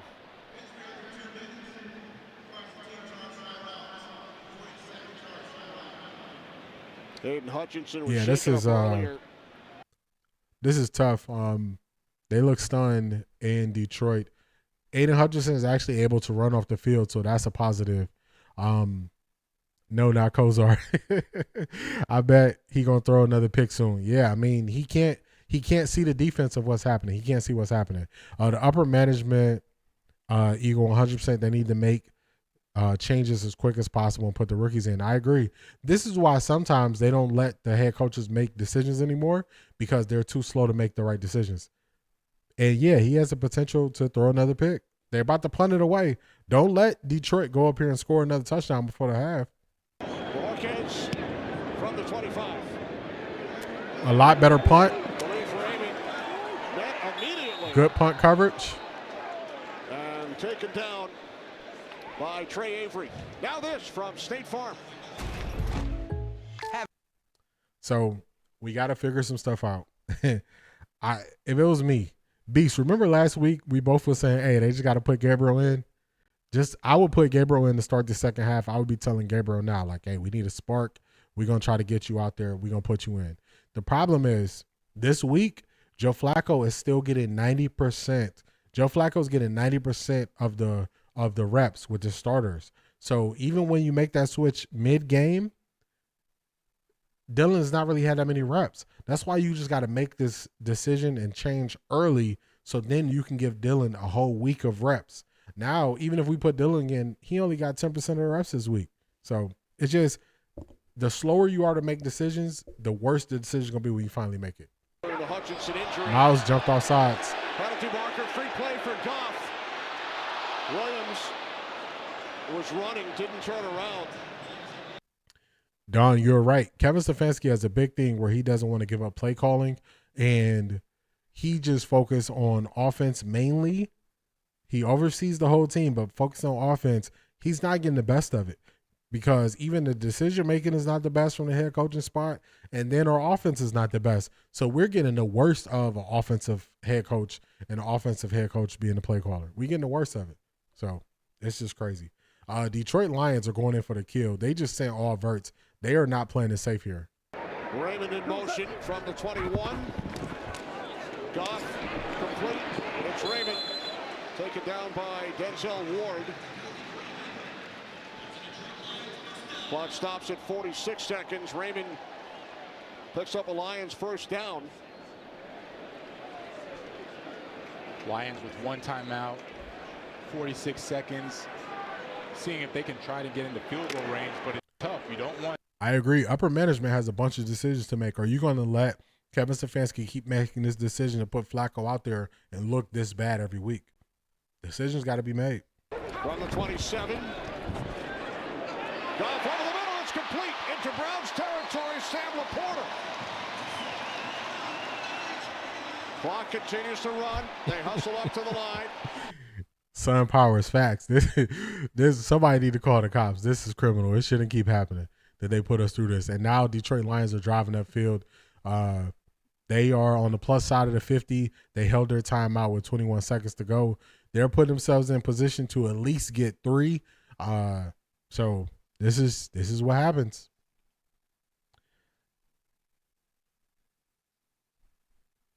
Big Red. I agree. I was just stating that to prove that they're not setting him up for success. So he did get majority of the reps in training camp. I don't think Dillon Gabriel is better than Shedeur, but if you want him to have success, you want him to have 90% of the reps going in. I don't think he's better than Shedeur, but you still want to. Everybody got to go out there. You got to be setting them up for success, and it's just because they're doing it this way. They're not really setting them up for success. The other team members are suffering horribly, no chance of winning. Yeah, this defense, just the work you putting in as a Myles Garrett, the work you putting in as a Denzel Ward, a D lineman. Miss Brown got the update for us. New York 13, Chargers 3. Man, I think that would be a big upset. The Chargers had to be a heavy favorite going into that game. 3rd and 4, 17 seconds left. Detroit also has a timeout. 17 seconds. On one timeout. Incomplete. Behind Laporta. I'm right there with you, Big Red. Yeah, he is a supercomputer. I didn't forget. I didn't forget he is that he's that new i9 that ain't even dropped yet. I didn't forget that. I'm there with you. 55 and 67. This will be a 58-yard attempt. The Lions about to go for a 58-yard field goal attempt. This is crazy, man. Just crazy. Franchise record is 59. Matt Prater from 58. It is good.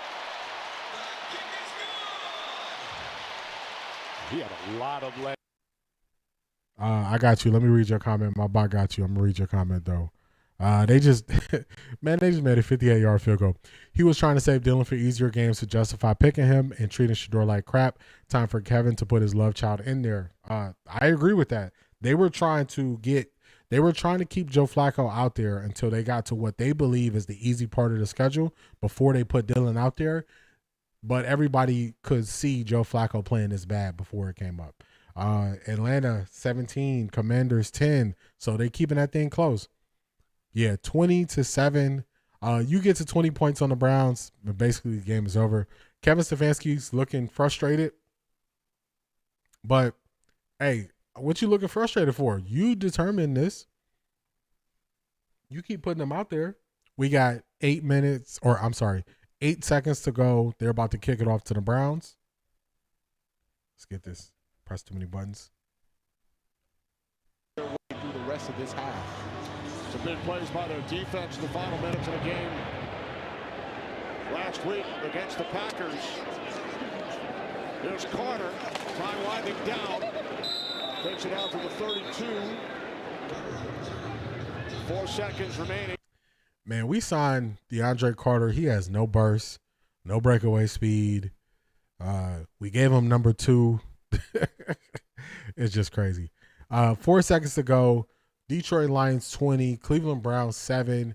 It looks like they're not even going to run a play. They're just going to line up and down it.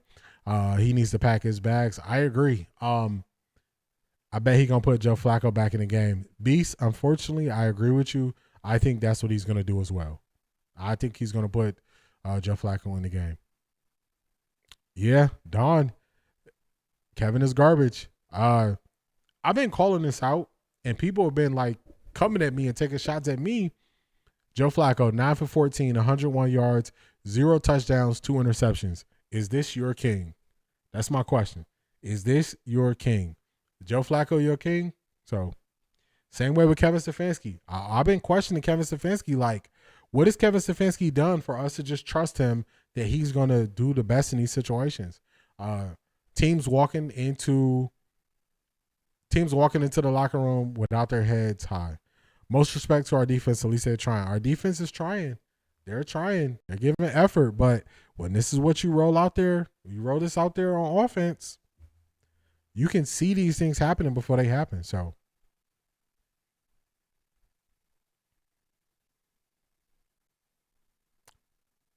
I cover the Browns, but the Browns have put me through so much in my life that I don't give it the emotion that I gave it last year. When I was streaming Browns games last year, man, I didn't even stream the last 3 weeks of the season.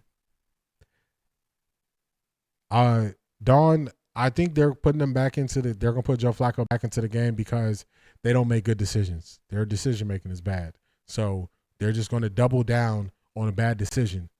You know, they could have, last week's game, Joe Flacco played bad.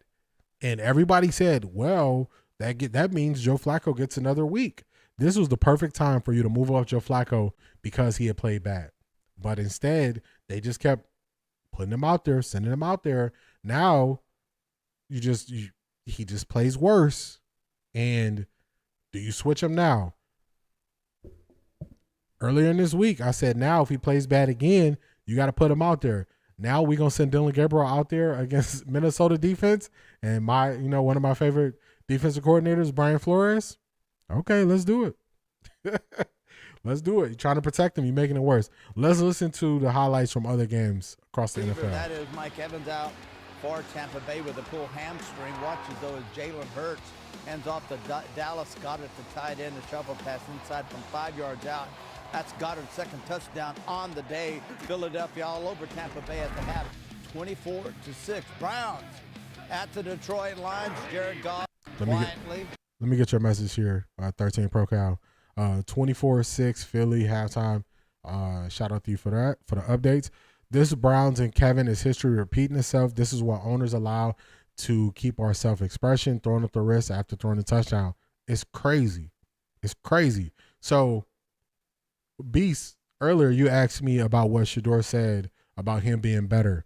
Don't you want that confidence from your quarterback? Because we're not getting it from Flacco. Flacco don't look confident to me. Flacco looks cooked. Hands off. That guy, James Cook. Detroit is going to back in, get another 20 on the board. Cleveland is going in on how to give it to 14-10 on top of the New Orleans Saints. It's not looking good. Washington at Atlanta. Michael Penix Jr. hosting the Commanders, but Bijan Robinson. What a beautiful run that was. A 14-yard touchdown, young man out of the University of Texas. Atlanta 17-10 on top of the Washington Commanders. Jackson Dart, quarterback, 25th pick this year in the first round. Quarterback, Ole Miss. There it is, 15-yard quarterback draw. Just set up, let everybody go into coverage and take off 7-0 Giants. What's up, Jeffrey? Oh, man, Malik Neighbors got carted off. That sucks. Yeah, he got carted off. Spoiler alert, Kevin Stefanski doesn't know how to use talented players. If you notice, going back the whole time Kevin Stefanski's been here, the talented players have always felt like they were not used properly. So when he has 2 running backs where he could go to, he always used 2 tight ends. He could also go to 2 running backs. And then he could isolate Dylan Sampson going against linebackers, either coming out of the backfield or lining them up in the slot, taking advantage of it.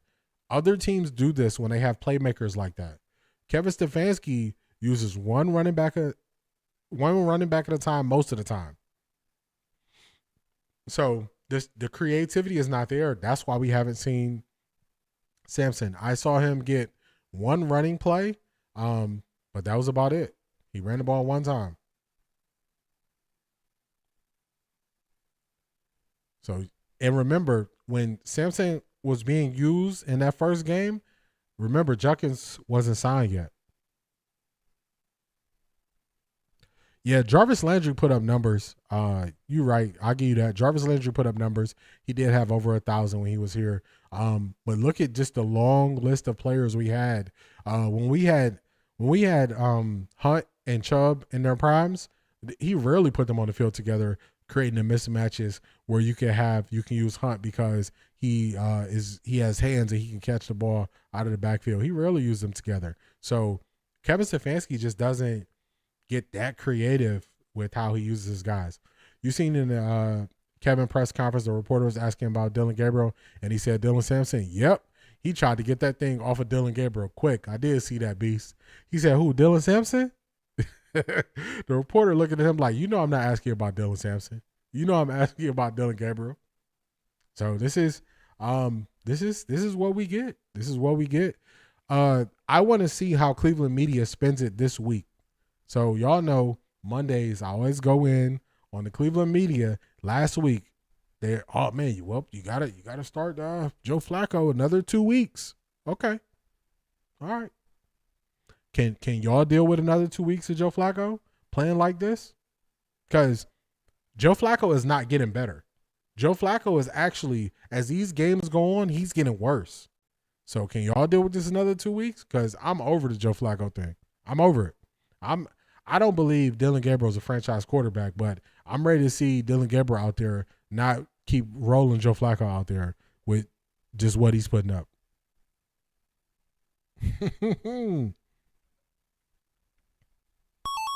You're on to something, Beast. You're on to something. It doesn't seem like he trusts Dillon Gabriel if he's not willing to get him out there. Jeffrey, let me get your message here. The second interception, I don't blame fully on Joe Flacco. Looked like it should have been a pass interference. He threw it when Judy started falling. But the thing is, I would give Joe Flacco more grace if he just didn't have all these situations where we're trying to justify him throwing interceptions. Like the first interception he threw was horrible. The first one he threw. So yeah, if we want to split hairs and say, oh, well, the second one was unfortunate, like that's by doing that, you're only giving him excuses and reasons to keep putting them out there. And like I said, when he threw those interceptions in game one and everybody said, oh, well, it kind of wasn't his fault. And I was saying, hey, he's off target. He's throwing these passes low. And I said later on down the line, nobody is going to bring up these different reasons why they were interceptions. When they show his stats, all they're showing is he had 2 interceptions in this game. They're not going to say Jerry Jeudy slipped and it probably should have been pass interference because it's happening too often.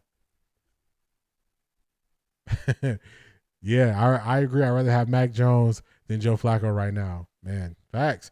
I was watching Carson Wentz, and y'all remember Carson Wentz met with the Browns. And at first, right away, I was like, dang, I don't want Carson Wentz. But in reality, I watched Carson Wentz today. He lost them the game and tried to win them the game all in one game. Joe Flacco just lose us the game. Carson Wentz had them on the last drive, and then it broke down in that morning game versus Pittsburgh, the Vikings. He threw them out of the game with his interceptions, and he threw them right back into the game with his passes. So I'm like, dang, would I rather that or Joe Flacco? Man, give me Carson Wentz. Give me the retread now at this point over Joe Flacco. Joe Flacco just ain't it. Also, I've been looking into offensive philosophy. So Kevin's offense is based on the West Coast offense, But Kevin, a lot of coaches call plays based on the West Coast offense, but they put window dressing on it with moving guys around, switching up the formations, and they, use guys in motion and all this stuff. Kevin Stefanski doesn't have that level of creativity that makes the defense second guess what they're doing to really just, own into what he really wants. And that's the issue. So that's why it seems like defenses know exactly what they're going to do, because based on the style of offense you run, there are certain route trees or route combinations that you put together for receivers and concepts. And that's why the defense can break down where they're going with the football. It's crazy. Anybody tell Flacco to pull himself up by the bootstraps? Son Powers. Hey, you funny for that. Nobody telling him that. Nobody telling him pick himself up by the bootstraps. Just the Flacco thing is done. It's done. I've been over it for a couple weeks. They made excuses in game one. How did Kevin and Kyle Shanahan come from the same coaching tree, but Kyle Shanahan can win games?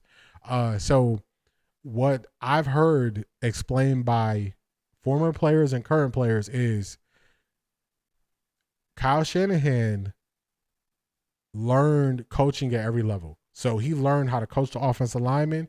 He learned how to coach every position group. And he builds out his plays knowing exactly what every position group is supposed to do. What I hear from Kevin Stefanski's offense is the position coaches build out what each position group is going to do. A lot of times, they even determine when the players go in. So they determine when a running back goes in. They determine all those things, which tight end is going to be in. And that's not on Kevin. So since he coaches it from the way he does, where he has ultimate say-so, that's what creates the issue with how he does it. One, Kyle Shanahan can tell you on this run play, on this pass play, this is what each offensive lineman is supposed to do. Kevin Stefanski can tell you that what the outcome of the play should be, but the offensive line coach is going to know what every offensive lineman is supposed to do on that play. So that's the difference in style. Remember last week, Kevin Stefanski called the flea flicker into a tight end screen, and everybody wanted us to believe that he called it to check down to the tight end screen, not throw to the fast wide receiver running, 40 yards down the field wide open. It's that conundrum. So even if he does magically stumble upon a good play, they're going to say, oh, it wasn't meant to be a good play anyway. So it's crazy. Next man up is not a reality. It's one of those things in sports, especially professional. When you get to the professional level, you have to believe some things that really in real life kind of don't make sense. So I don't know why you pulled that message back, but I agree with you there, 13 Pro Cal. It's one of those things you have to believe in sports that you got to believe it. So what is Famous Jameis doing? Can we call him up? Famous Jameis is sitting on the bench for the New York Giants.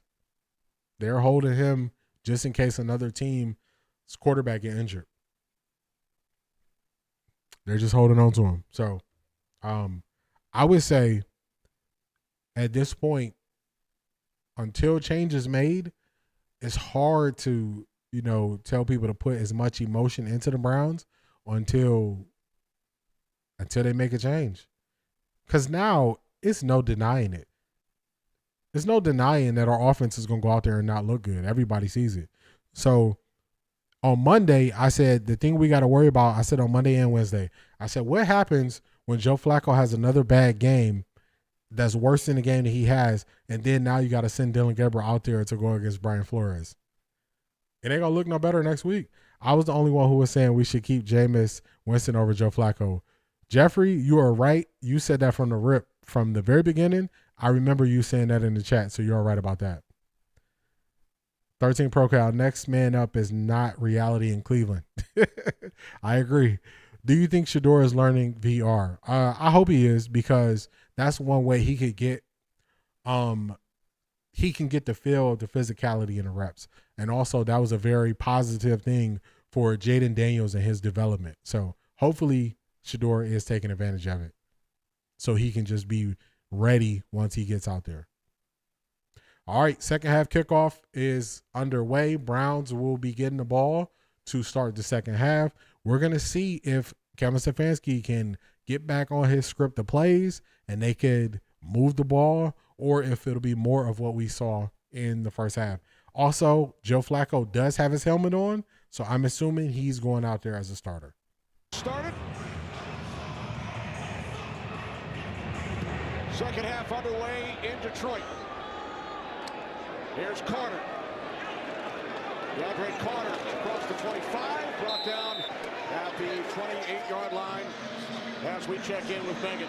Thank you so much, Kenny. Well, Browns head coach Kevin Stefanski told me he needs to see this offense stay on the field longer in the second half. Defensively, he's asking for some takeaways, but he said the biggest point of emphasis here is taking care of the football. Now, when I spoke to Dan Campbell, he said, we asked a lot of our defense in the preparation for this game. They are showing up. He's very happy with how they're playing, but offensively, he said, we have got to stop those self-inflicted wounds, guys.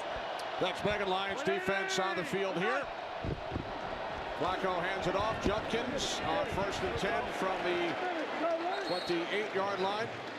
And it's Aiden Hutchinson in on the tackle. Just even in that interview that Kevin Stefanski did by saying we got to stay on the field, you control that. You're the play caller. It's not like you were saying it to an offensive coordinator. It's you. You design this offense to run these plays. Come on, man. Natural rollout with Harold Fenton, one of their really good rookie tight ends. Instead of faking the block, go out to the flat, right? You got to have some complementary plays offensively. Fake to Judkins. And now Flacco throws, and you called it. It's Fenton. Not only one reception in the first. See, I don't know if we were running this offense catered to. I don't know if we run this offense catered to Dillon Gabriel because it's not enough quick action. So if we was running it to cater to Dillon, it would be way more quick action. Joe Flacco is more of a down the field guy. So, yeah, you're right, Don. Empty. He's just saying words. They don't mean nothing. But the Browns get a first down there. Pass from Joe Flacco to Harold Fenton Jr. On first down, there is a flag. Judkins picks up a yard.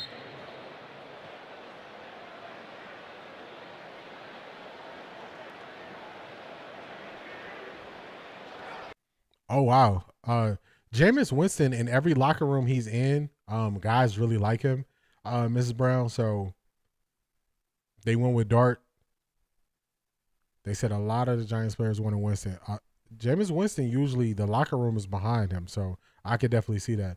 Fire Kevin, fire Andrew, keep Jim Schwartz because he has the defense helmet every year. Jeffrey, I 100% agree with that. 100% agree. You have ever called plays for Nick Saban, it ages you 10 years. Right.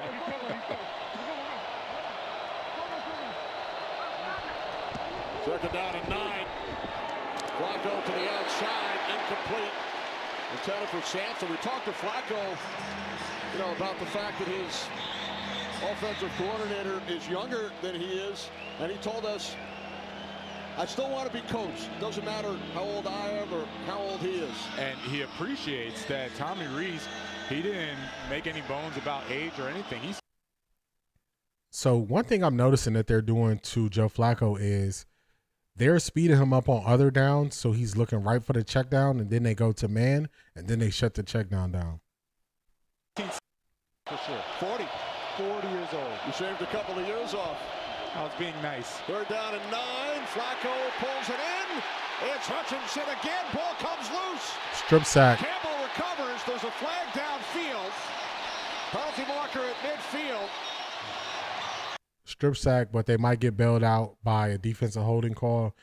Take care of the football, then put Joe Flacco back on the field. This must be stand up. Facts, son. You get it. Shout out to you. I appreciate that, Big Reg. Big Reg.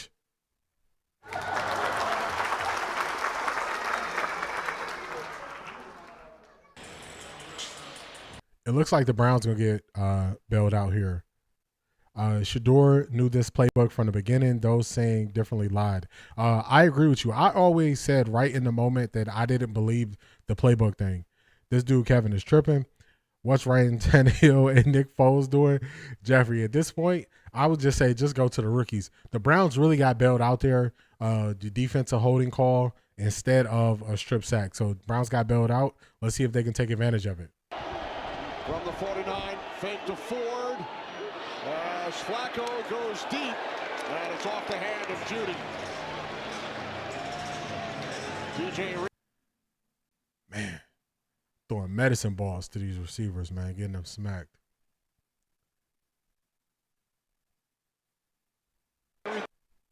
Correct, by pushing him to the sideline, and you see how he's playing the football, has that right arm locked in. You're allowed to play through the player. He does that, does just enough to force that incompletion. Talking about two back-to-back really good games for DJ Barnabas. It's hard to watch every week. That's why I just put my emotions away from it, because otherwise, man, you'd be frustrated every week. 2nd and 10. Flacco fires, and that's broken up by Brian Brandt. I think the only thing Shedeur was behind on was processing, and he was getting better at it in practice. I agree with you there. And also, I think Shedeur needed to stop running backwards, because what happens is when you drop back too far, the D ends, they just set out further, and they go wider to beat the tackles. The same player are holding. Yeah, they go wider. They go wider to beat the tackles, which sets you up for failure. 3rd and 10, another 3rd and long. We're going to see what we do here.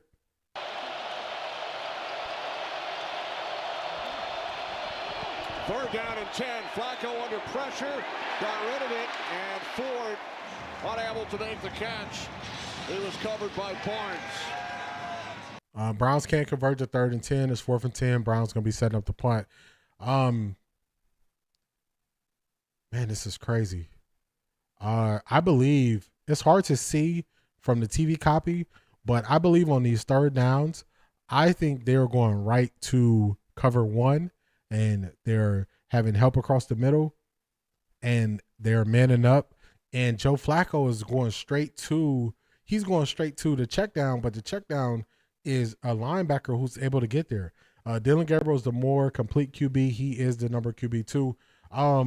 To me, I just want to see somebody other than Joe Flacco.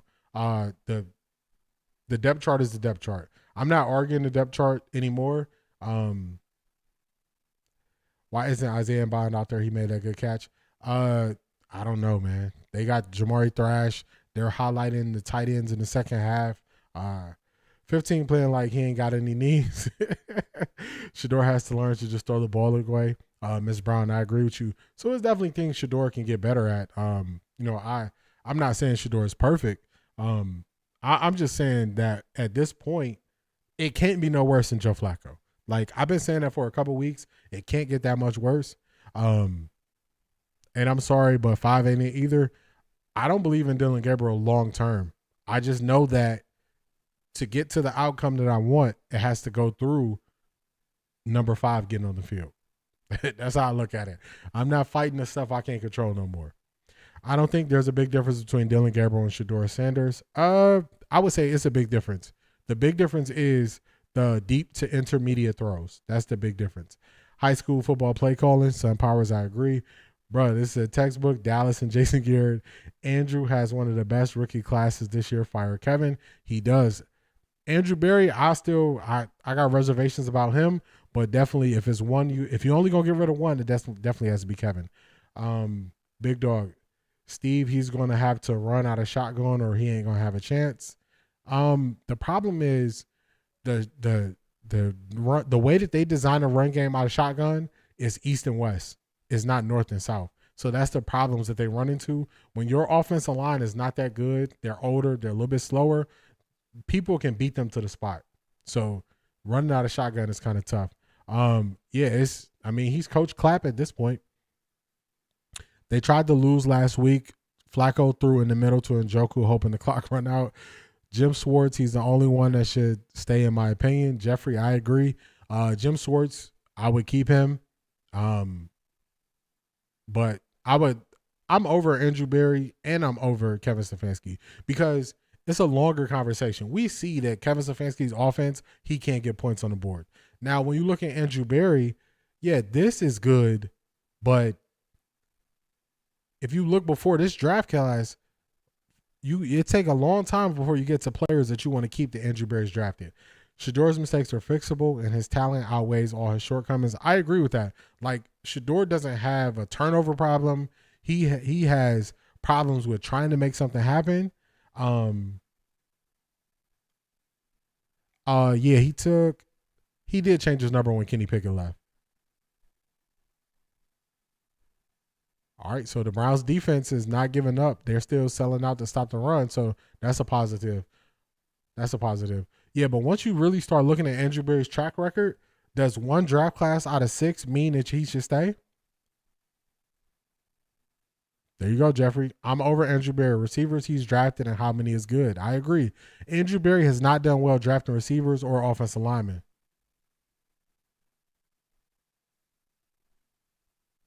Man. Browns had that run and play bottled up in the backfield. Jahmyr Gibbs able to bounce to the outside, 3rd and 2. So it will be 3rd down and 2 for Detroit. And that's why I said it's been equally efficient on this side of the ball, right? The Lions offense, they'll run the ball, maybe gain a yard or 2. Browns defense steps up, and then they'll come right back and gain 4 or 5 yards, and they'll finally get, a jab in there. So the most important thing of the Lions being able to stay in these 3rd and mediums. They keep it on the ground with Gibbs, and he picks up a Lions 1st down out to the 22. Yeah, and the reason that the Lions offense can do this, and John Moore. Luke Whippler looked good in the preseason. I don't know why we haven't played him. Luke Whippler, is that the backup guard or is that the backup center? Let me see, Luke Whippler. Is he the one from Ohio State that we drafted 2 years ago? I can't remember. Just control the clock if we have to. It's Gibbs again. Flag. That might be face mask. Alex Wright with a good tackle, but I think he might have got the face mask on that play. Let's see Luke Whippler. Oh, backup center. Okay, got you. Holding. Offense, number 69. I think Ethan Poches has been playing good. Rookie right guard, Tate Ratliff. Okay, so it wasn't a face mask. It was holding on the center. So Browns get some positivity there. I think Ethan Poches has been playing pretty good at center. I don't know if I would bench him. Actually, both guards really holding there. And this goes back to the aggressiveness, the speed, the quick. In the preseason, Luke Whippler graded out as our best offensive lineman. Man, I didn't realize that. I have to look into that. Does he only play center or is he a swing? Can we use him at guard too? Lions drawing up something deep. Jared Goff throws an interception to Denzel Ward. Denzel Ward is returning it. He gets stops. He's right about the 40, but this is what you need. This is what you need. You need plays like this to keep you in the game. Jared Goff got greedy there, and he just threw that ball up in the air. Denzel makes the play. Shedeur processes the speed of the NFL. You play/design to the QB's strength. Dillon is too short. Baker is getting balls batted down today. That was an issue for Baker in Cleveland, too. He would get balls batted down. So I agree with that. You definitely have to play to your players' strengths for them to have success. That's also something I'm going to speak about on Monday's show. Yeah, Jared Goff bailing us out. Let's see if the Browns and Joe Flacco can take advantage of it. Kirby Joseph at the top of the screen. From the 42 on 1st down. It's Judkins. All right, Browns go 13 personnel, 3 tight ends with Judkins. And Judkins runs for over 10 yards on that 1st down. Let's see what we do on 2nd down here. Isaiah Bond is back in the game, Jeffrey. Isaiah Bond actually is the only receiver they have in with the 3 tight ends. So let's see if they could get some things done here. And being a short quarterback means they have to do additional things for you to have throwing lanes to throw the ball to. Oh, he plays some left tackle. Oh, if Luke Whippler can play tackle, then he definitely should get some time in game. They get the ball to Isaiah Bond. He breaks a tackle, picks up about 7 or 8 yards right there. So it's about time. I don't know when they decided to use Isaiah Bond as a receiver and not just a gadget guy. They should be able to coach him into making these plays. Man, Malik Neighbors believed to have suffered a torn ACL. Man, that's tough. Malik Neighbors torn ACL. Shout out to you for saying that. Definitely get the likes up, man. Like, comment, subscribe. Flacco's been around. Play action on second down. Flacco takes off and slides. And remember, it's where he first hits. Joe Flacco took off his slid on 3rd and 2, and he did not get the first down. Kyler Murray is shorter than Dillon Gabriel. I agree, but Kyler Murray is a far superior athlete to Dillon Gabriel. Far superior. Dillon Gabriel does not have the wheels of Kyler Murray, and Kyler Murray uses those to get out of trouble. Dillon Gabriel definitely does not have the athleticism of Kyler Murray. It's going to be 3rd and 2. Oh, yes. His 4 sons all play football at various levels. 3rd down and 2. This time it's Judkins, and he will pick up the 3rd down and 2. Judkins gets the first down. Picks up about 4. Really doing a nice job. Judkins' chain just got broke on that play, too. Good thing he caught it. He had an 86.6 PFF plus by grade in the preseason. Man, Jeffrey, I'm happy you pointed that out because especially with how our tackles have graded out bad in pass blocking. So if we could get any help in pass blocking, we need it. This is a good group of rookies that Kevin Stefanski has to work with. A couple of terrific ones on the defensive side as well. Yes. 2 rookie quarterbacks on the roster. And Dillon Gabriel and Shedeur Sanders. Judkins. Another run for Judkins there. As the Browns look to capitalize on the Detroit turnover, you have Graham out of the University of Michigan, Schlesinger off to terrific starts. So a good. Dillon has a stronger arm than Kyler Murray and was a Heisman finalist. Okay.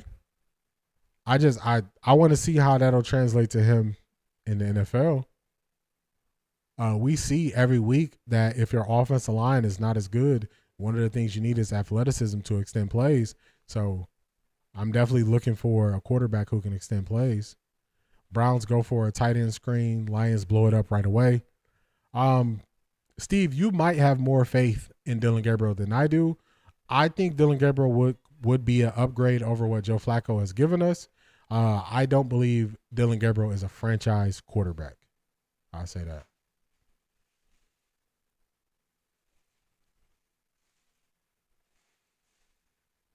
Now, 3rd and 7. Let's see what the Browns can do here in 3rd and 7. You want to get this so you don't have to just be stuck going for a field goal. Flacco on 3rd down. Here comes the pressure. He gets rid of it, and Fanning unable to make the play. Marie asks, hey, Steve, she's saying that's cap. She's saying that's not true. She doesn't believe Dillon Gabriel has a stronger arm than Kyler Murray. Flacco has to stop just lofting these balls up there, just hoping something happens, putting the ball in harm's way. Browns going to have to attempt a field goal here. Holding, right? The officials. Do you think Shedeur can be a franchise QB? Wholeheartedly. I wanted Shedeur Sanders. I wanted the Browns to draft Shedeur Sanders at number 2. So nothing has changed with how I view Shedeur Sanders. I just know that we got to get through Dillon Gabriel to get to Shedeur. So I think Shedeur has way more tools that you can use as a franchise quarterback. I think he's mentally tougher than Dillon Gabriel. And that's based on what he went through growing up and in college. A lot of guys would have transferred if they went through the beating that he went through in his junior year at Colorado.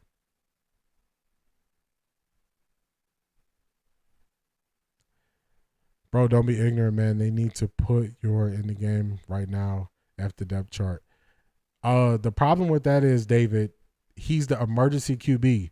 he can't go in the game unless 2 guys get injured. That's just the rules. So even if I believe he's better, they can't just they can't go past the rules. Dillon is too short and he's white. Dang. Shedeur is a franchise quarterback, period. Dawn, I agree. I believe Shedeur is a franchise quarterback. I believe he is. Mental toughness is the thing that you definitely need as a quarterback. You definitely need confidence. Guys who you can shake their confidence easily, I think that is a sign of a person who will succumb to the pressure. Flacco can't even move. Shaking my head, these rollouts would work if he was just a little more mobile and his arm is weak. That should have been a first down. Yeah, that throw that he just threw up there was just crazy. Baker just threw a TD. Baker keeping him in the game. Baker will keep it close. Flacco also, he does not have, his base is not always set when he's throwing the ball. He kind of gets lazy with his fundamentals. That's when he ends up throwing these bad passes. So, I mean, it's a lot once you really look at the film. Also, if you look at third downs, Baltimore was disguising some stuff, but on third downs, teams are just lining straight up. They're lining straight up and going cover one man, and Flacco can't beat it. If they drafted Shedeur at 2, we would he not got our running back or linebacker. I was saying I wanted Shedeur at 2 to show how I view Shedeur. The draft is what the draft is. When he finally gets to play, folks' mouth will drop. I think people are going to be surprised because I think what some people believe are his downsides is just because they haven't watched him enough. Browns fans need to stop living in that past. Baker is going to let it go.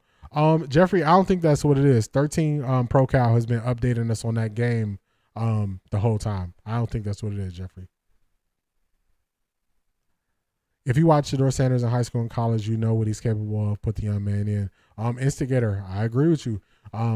Just got to go through what the depth chart is, unfortunately.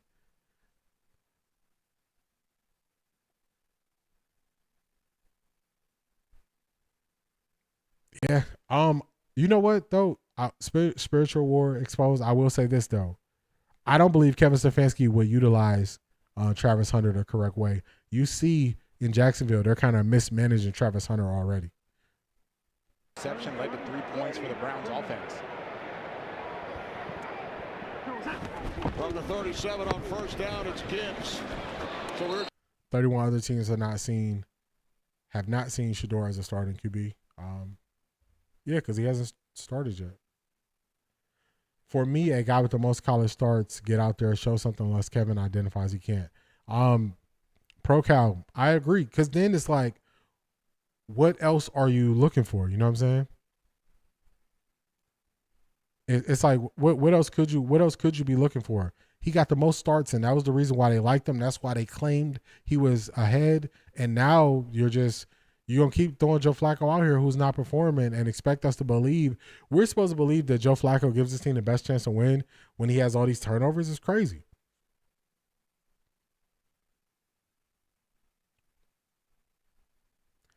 Stefanski act like he don't like Shedeur, and that's why he keeping Joe in. Yeah, I think Stefanski probably is going to like that Shedeur might change things at the line. That's so true. Travis Hunter's mismanagement. Yeah, Jacksonville, I don't know what they were doing. The first game, they had him play all these snaps at receiver, just wasting them. If I had Travis Hunter, I would always keep him in the slot because of his athleticism. Ooh, almost a good throw right there. Williams drops it. Browns look like they're going to be getting off field again on third down, forcing them to punt again. They had him play all those snaps on offense, and they wasn't really putting them in the slot. They're putting them in the outside, and then the way they're using them on defense. Like, I would just have him as an outside corner, and I would have him as a slot receiver, and I wouldn't have him play every snap, but he would be in on every third down. And anytime it was second and more than 5, he will be in the game. I wouldn't put him in a game on plays where we were running the ball if I'm Jacksonville, because I wouldn't waste him for that. But on throwing downs, throwing situations, he will play every one of those, and I'll play him out of the slot. Joe Flacco's job was to show us what the young players can do. We saw time for Dillon Gabriel. I agree. Joe Flacco, he did what he was supposed to do, man. They told him take some lumps and play until you can't play, and he showed us he can't play. DG spent 6 years in college. He should have more starts. That's not an achievement. Yeah, I mean, put Dillon out there, get it over with, pull the bandages. Browns needs the heat. Yeah, need to heal. Yeah, you know, it's actually, it's almost like self-sabotage. The thing you don't want to happen is the thing that's happening. We were told they're putting Joe Flacco out there because he has seen every defense. He's going to be able to run the offense. And now that he's seen every defense and he can't run the offense, they're keeping him out there. It's crazy. 13 Pro Cal, don't care about Baker. Yeah, I didn't take it as that. I knew that you've been updating us on that game the whole stream, so I knew that wasn't like a Baker defense thing. I'm not trying to be, but you know how much you just told me. Hold on. Let's read this. What you saying, David? What are you saying? How you just told me, David, the problem is that the rules and that's the way it's set up. Well, you just said you want them to draft Shedeur too. Okay. So let's go through this. The Browns have designated Shedeur as the emergency quarterback 3. Even if I believe he should have been drafted at 2, they can't just bring him in the game is what I'm saying. They can put Dillon Gabriel in. I've been saying for weeks that they should put Dillon Gabriel in. So I think you think we disagree. We actually agree. They need to just throw Gabriel in and then tell him to say that he's hurt so he can get there. See, like I said, David, we don't disagree. I'm just saying, hey, that's the rule. You know what I'm saying? I think about it. If I went to Shedeur at 2, I want Dillon Gabriel out there faster. I want Dillon Gabriel to show what he is, and then we get to Shedeur. We agree. You might think we disagree. We agree. Political place, he golfs with Kevin. Hey. I wouldn't be surprised. I always called it from the beginning. I said, hey, when they called Dillon Gabriel, Stefanski was talking different when he spoke with him. Yeah, we agree, David. We agree. I'm just telling a different way for how we need to get there. But also look at how long it took. They pulled Deshaun Watson way too long. I agree. Jeffrey, they did take forever to pull Deshaun Watson, but I got a question for you. How much of this is the offense and how much of this is that these guys are that bad? Because supposedly Joe Flacco has more experience in his offense and he looks worse than Deshaun Watson did last year.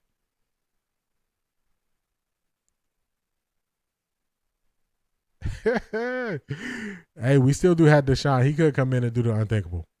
You don't know what that guy's thinking, man, are doing. You don't know what he's going to do. He could come in and be MVP for all you know. Are you speaking of David? Are you talking about Dillon Gabriel could be MVP? I'm a definitely. Hey, you can pull the receipts. I don't think Dillon Gabriel is going to be the NFL MVP. Stefanski sabotaged Shedeur so he wouldn't be second string. It's ridiculous. I can't disagree with you there. I can find more arguments for why they would sabotage Shedeur than why they wouldn't based on how things played. A tourist, if Stefanski trusts Dillon Gabriel like he say he do, why won't he put him out there? I agree with you, tourist. Beast, the only reason Dillon went in the 3rd round was because Kevin is friends with Dan Lanning. That's it.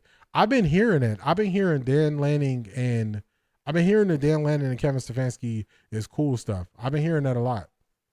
Joe Flacco looks like a little bit better than Deshaun Watson because he can move the offense a little bit more. Deshaun Watson threw less picks though. So I mean, he might look slightly better, but both of them look bad to me. Both of them look pretty bad to me. So I just think it's more piling. It was more piling on Deshaun Watson when they both look pretty bad. Man, it looks like it's 2 Lions players who down. It might be 2 Lions players down on here. Deshaun Watson has a fully guaranteed contract. He should have stayed in until he couldn't anymore. Watson was good on the Texans. Yeah, he was. I don't know what happened when he came here. If I had to make, That's Arnold. He's up. They got him coming off the field. I can't tell if he's holding his arm, wrist, or his stomach. And he got a limp, so hopefully he's okay.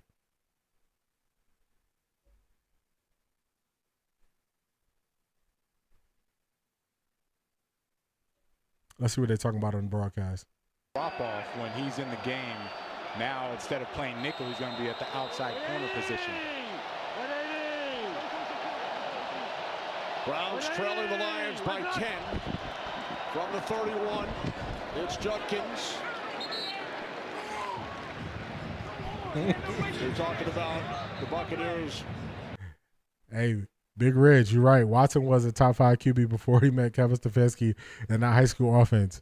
Man, it's been, if you've been watching me, I know you just started watching me, Big Reg, but that's what I've been saying. It's undertones of the struggle being the same no matter which quarterback you put in there. Caleb Williams having the same issue as Deshaun Watson. They both play backyard football. Yeah, off script, definitely off script. It kind of never fit because Kevin Stefanski wants you to be on script and they go get a quarterback who's athletic and off script. It was never going to work. Deep ball from, Isaiah Bond just made a great catch.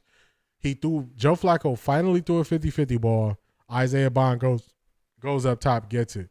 Last play. There's Bond, and he's just running a streak going against Amik Robertson. We just talked about how well he's been playing, but Isaiah Bond goes up and makes a tremendous catch. We need more of that. Rookies for the Browns are playing outstanding football against a very good Lions team. Both sides of the... If they're going to keep running cover one, you got to be willing to throw the ball deep. You have to be. I don't think they're going to run the play. They're not running the play. Oh, they are going to run the play. This play is blocked. False start. Offense number 44, 5-yard penalty, first down. That's on the tight end, Fannin. And how do you like that? I was almost going to say this offense was getting a little boring and repetitive. And all Kevin Stefanski was doing was setting up this defense, lulling them to sleep, making sure that he would get one-on-one on the outside. Joe Flacco throws a dime, and Isaiah Bond makes a tremendous reception, puts him right now back in plus territory, knocking on. Yeah, I agree, Jeffrey. Isaiah Bond is showing he's not just a gadget player. He can actually go up and high point the ball, and he can also make hard catches. So they got to use him more. Oh, man.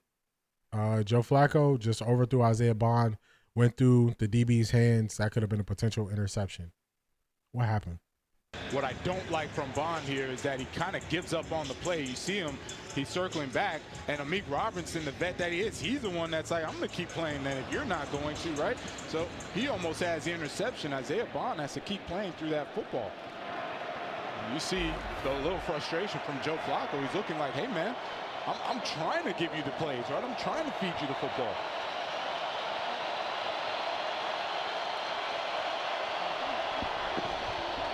Second down and 15. This is Ford, and it's Campbell who meets him immediately. Man, Kevin Stefanski is good for the second and long, third and long draw play. Other offensive coordinators go try to get half of it back. So if it's 3rd and 17, they'll try to just make an 8 or a 9-yard play. Kevin Stefanski is so good for that 3rd and long, 2nd and long draw play. Man, oh man. 3rd and 16 when you're got some momentum going. Page, he's a heck of a linebacker for the Lions.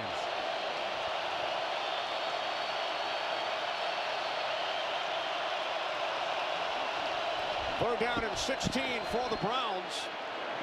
Pass to the near sideline. It's Bond. No. It looked like Isaiah Bond did slow down slightly on that play because he's thinking in his internal clock, probably I'm not getting the ball. Just not on the same page. And so it's 3rd and 17. We run a draw play. We get 1 yard. Then on 3rd and 16, we run a 3-yard route. It's just crazy. Hey, you always got to pay attention to who they defend. Joe Flacco is playing so bad that they trying to defend him at every chance they get. 56-yard kick is missed by Andre Smith. He was the hero a week ago, but you're not gonna crush him for missing a 60 or 56-yard kick. So the Browns have promise on that drive, and they get nothing from it, nothing to show for it. It's crazy. Short out route to that. Very short out route. So just crazy.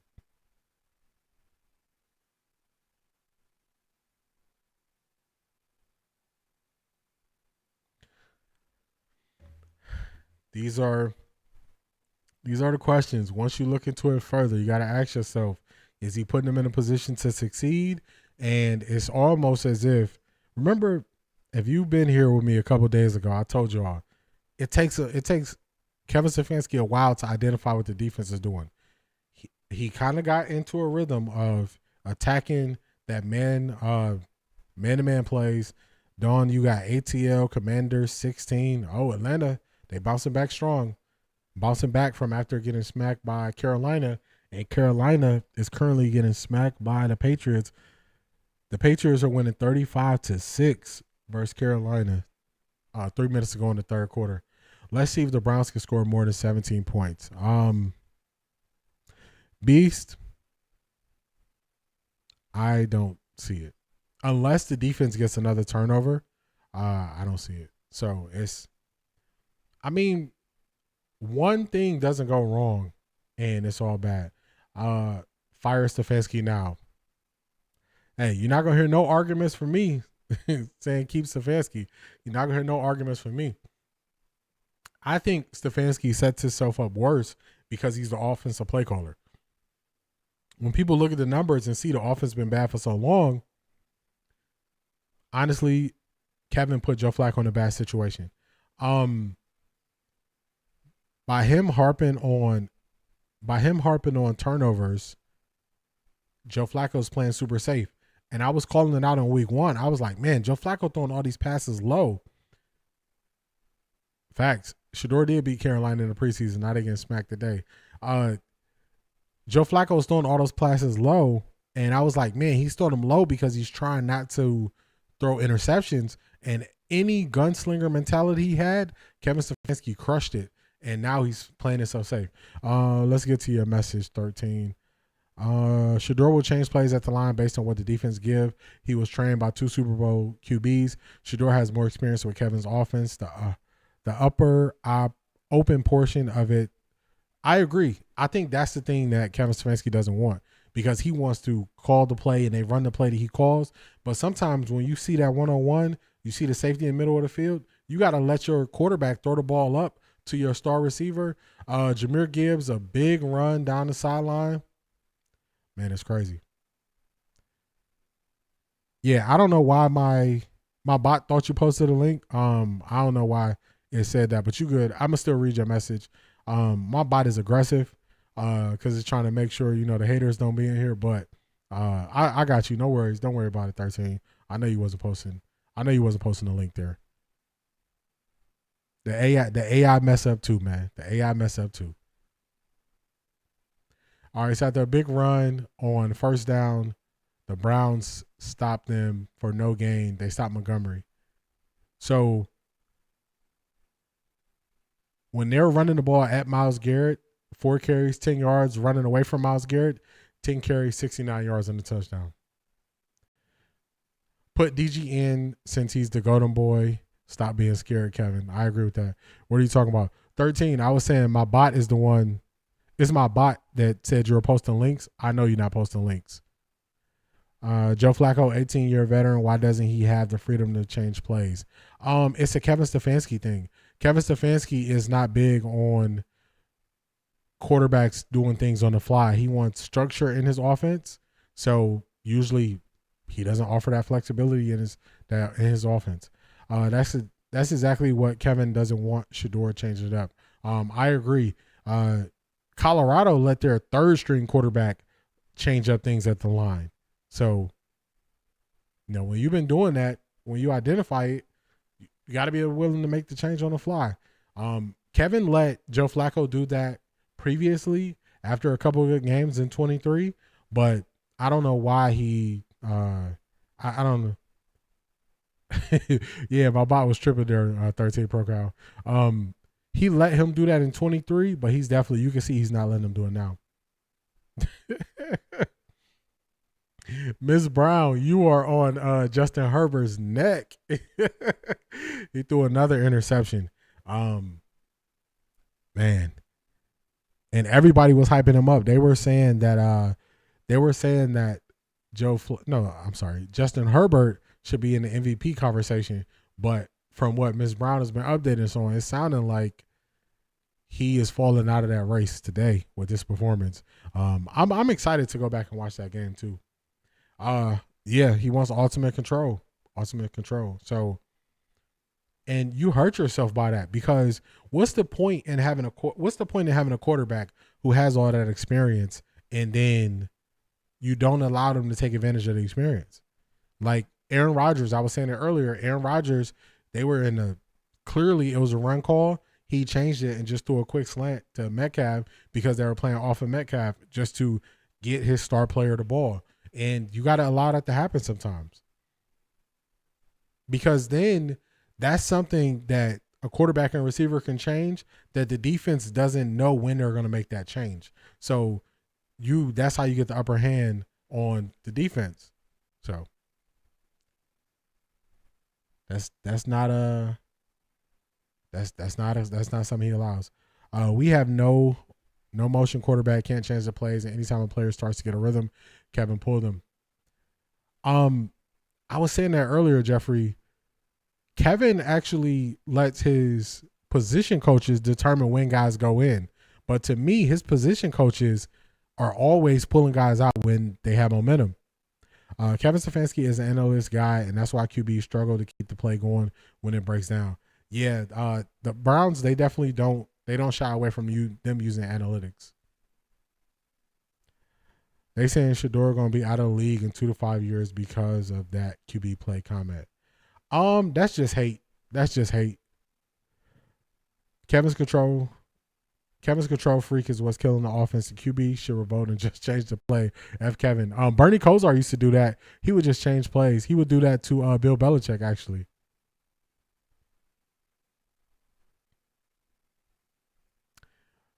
Man, number 1, Williams, that's his third drop that I can remember in this play. They want so bad to dethrone Lamar Jackson. They trying to push any great white hype they can. Yeah, I don't know, man. Lamar Jackson's getting better year by year. He's continuously getting better. So he's the wrong quarterback to be trying to take shots at. Yeah, Williams dropped a pass he should have caught there. He should have had that. 4th and 2. Lions are going for it on 4th down. Let's see what they do here. Targets for Jameson Williams, only 1 catch. Yeah, 2 drops today. 4th down and 2.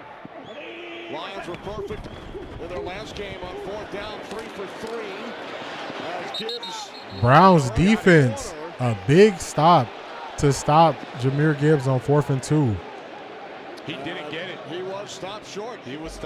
Nice job by the defense. Denzel Ward set the edge really good there as a quarterback. He took on the lead blocker, which forced Gibbs to the outside, and he had less space. Devin Bush able to push him out of bounds, and he comes up short on 4th down. Great play by the Browns there. Great play by the Browns. Jim Schwartz is hype. Stopping them on 4th down. That's equivalent to a turnover, Kenny. When you don't convert on 4th down, it's a turnover on downs.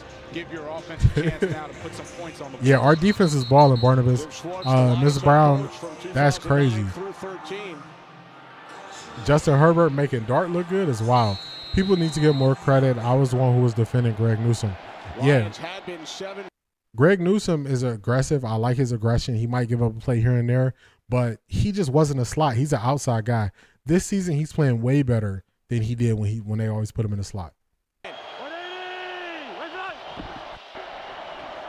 Fake to Judkins, and now Flacco complete. Judkins the catch, and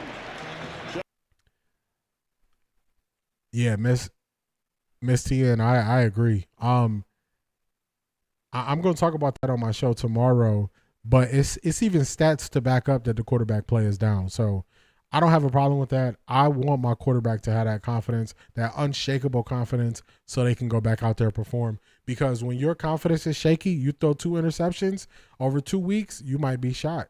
So you want somebody with that confidence. That note about trailing by 10 plus. Heading into the fourth quarter, they came back to win last week. Haven't done it in back-to-back games since 1950. Fanning unable to make the catch with Anzalone defending. And a lot of pressure on Flacco. All good. Bucks TD 31-20. Deion develops men and football players. That's why his players transition to the NFL. Well, yeah, you're not hearing nothing about none of his guys not being able to make the transition to the NFL. If the Browns had average QB, they'd be a scary team. Facts, they would. Just a QB who could complete throws.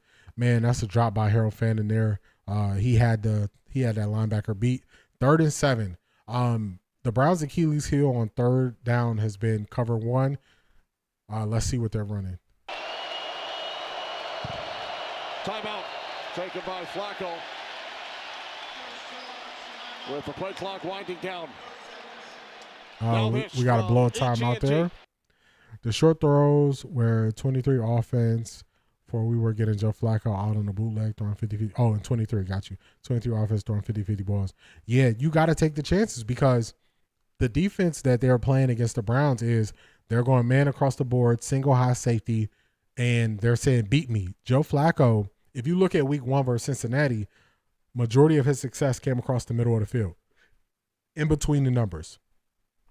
So team says, you know what? We're going to go cover 1, cover 3, force you to throw it outside or up the seams, and we're going to see if you can beat us there.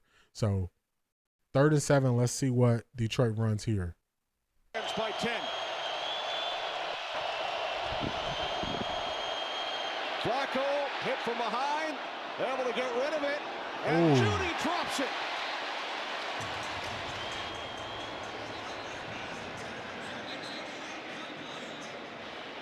Take a look at Aiden Hutchinson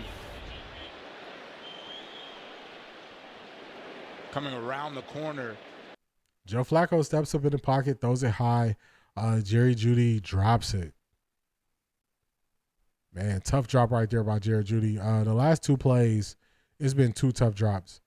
Jerry Jeudy dropping one, and then before that, you had Harold Fanning dropping one. So just 2 tough plays back to back. Vegan Warrior, what's up? What's up? Another week of goofiness. Yeah, man. It's crazy. Another week of it. Another week of it, man.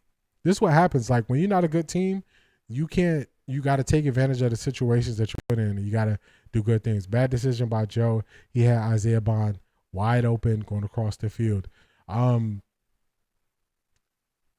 I would have to see the other view of it. I didn't get a good look of it, but I trust you if he was open. Joe Flacco got moved off his spot a little bit because Aiden Hutchinson got around the right side and swiped at his arm, so that probably delayed him a little bit. But we're going to see. 14 minutes and can't put in the end zone. Yeah, we're going to see. The defense is doing everything that they can. Offense is not paying them back. Yeah, man, same to you. Hope all is good to you too, Vegan Warrior. Man, what is this? Receivers have no confidence in the QB. Yeah, they kind of don't really know. They don't know when they're going to get the ball. They don't know when they're not going to get the ball. So that's the issue for them.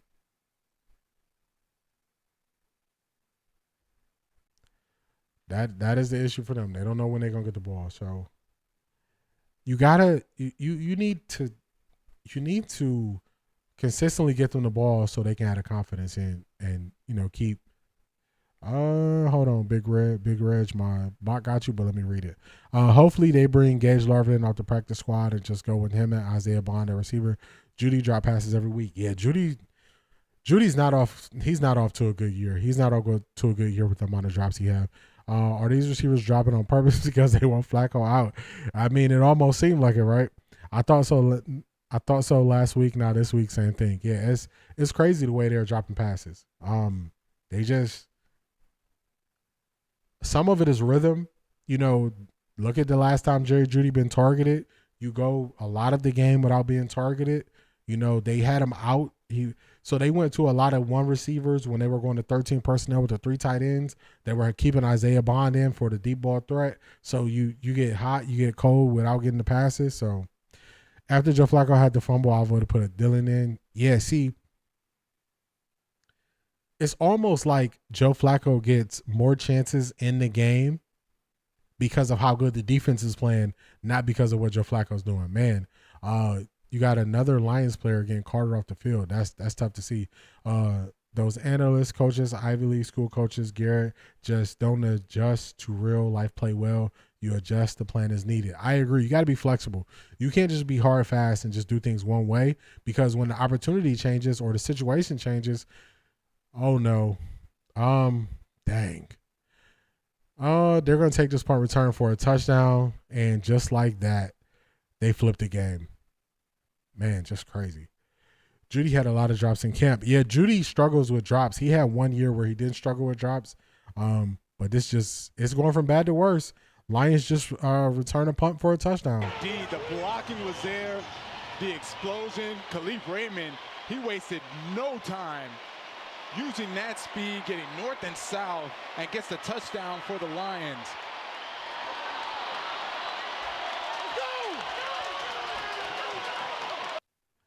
Joe Flacco looking deflated on the sideline. Yes, it's just weird. It's really weird that they dropping so many passes. Man, when it rains it pours, this stuff just keep happening.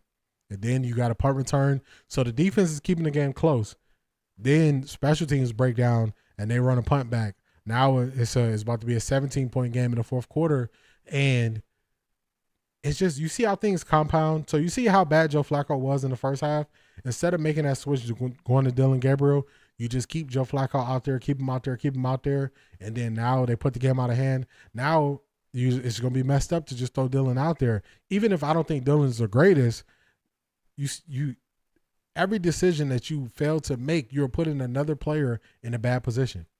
The coach has been lost his team, fired Kevin. Yeah, I don't got no defense for Kevin. Picture this. Shedeur to Judy would just work. Shedeur knows how to use his receivers, especially speedy ones. Jerry Judy had 2 years back-to-back where he didn't have drop issues. Yeah, I mean, I give it to you. I ain't going to argue with you there. But it's been a consistent thing over his career. I remember 1 year where he was really good where he didn't have the drops. But it could be 2 years. I ain't going to argue with that. One thing I would say is a plus for Shedeur is Shedeur throws catchable passes. He throws catchable passes. So the Broncos got rid of him because of drops. Yeah, I can't argue with that. They didn't want to pay him. The Browns saw some more promise in him. So like I said, when it rains, it pours. When it rains, it pours. The Browns going to probably send Joe Flacco back out there.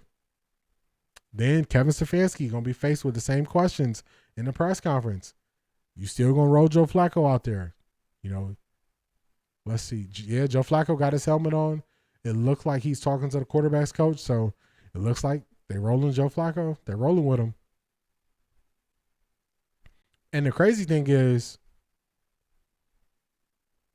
this is not even the Lions' best game. Because, like, Jameson Williams, he's dropped.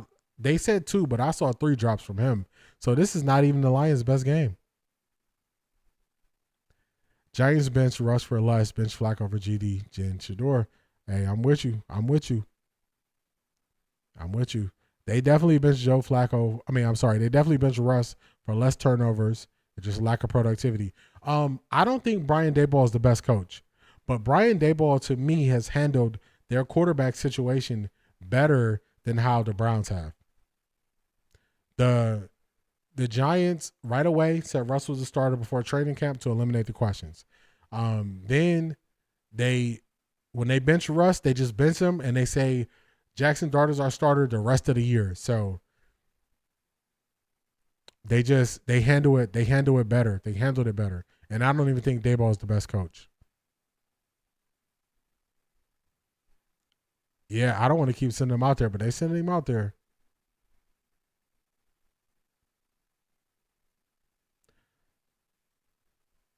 Tampa Bay is staying in that game. You see that 13? Tampa Bay just scored. I think you told me about that. The 20. I just saw the highlight of it. 20 to 31. Bucks are going to keep fighting. That's for sure. Second down and 8. And it's Anzalone who makes the play. Passes. Shedeur definitely got to be thinking, man, I know I'm better than this. Loney models his game around Levante David. Talked about how they both do very Third and different 8. things than most linebackers, and I 100% agree with them. They have him flexed out one-on-one with no help at times. On the same play in a motion, he'll come back into the box, have to play like a typical linebacker. Him and Levante David, the only two right now that I know in the league can do it and do it at a high level.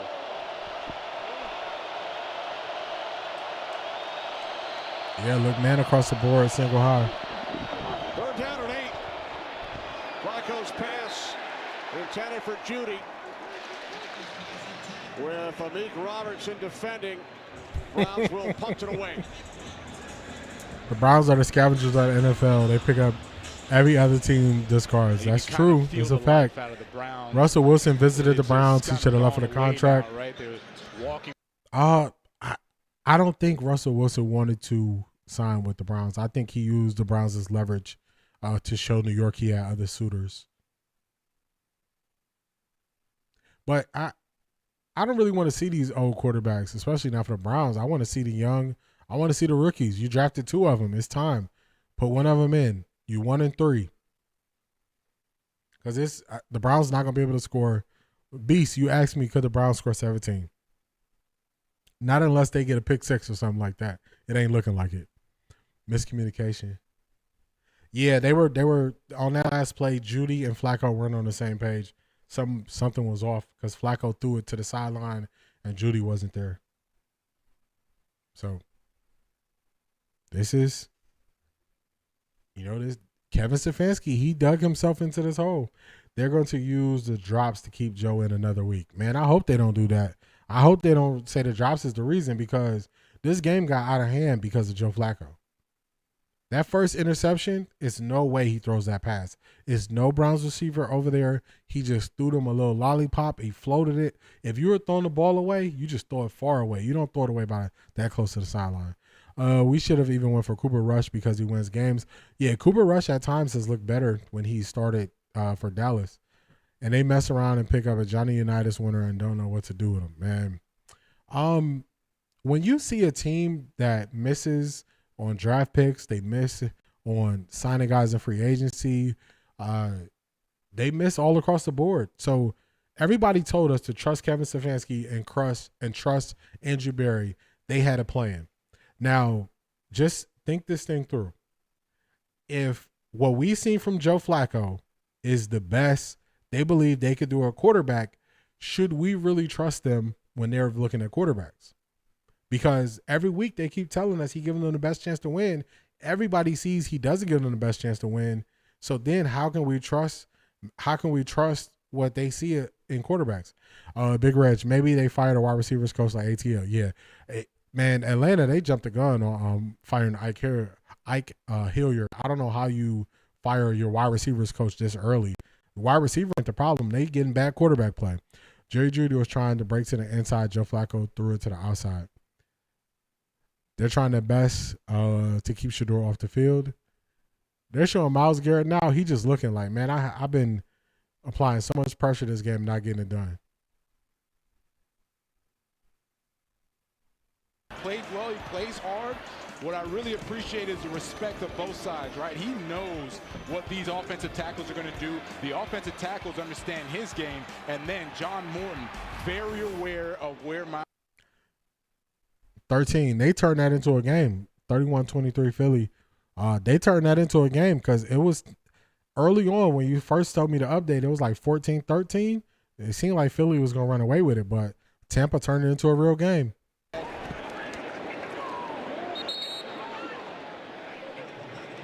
Also spends a lot of time with a camera in his hand. Yeah, he does more than just sports, man. He loves photography.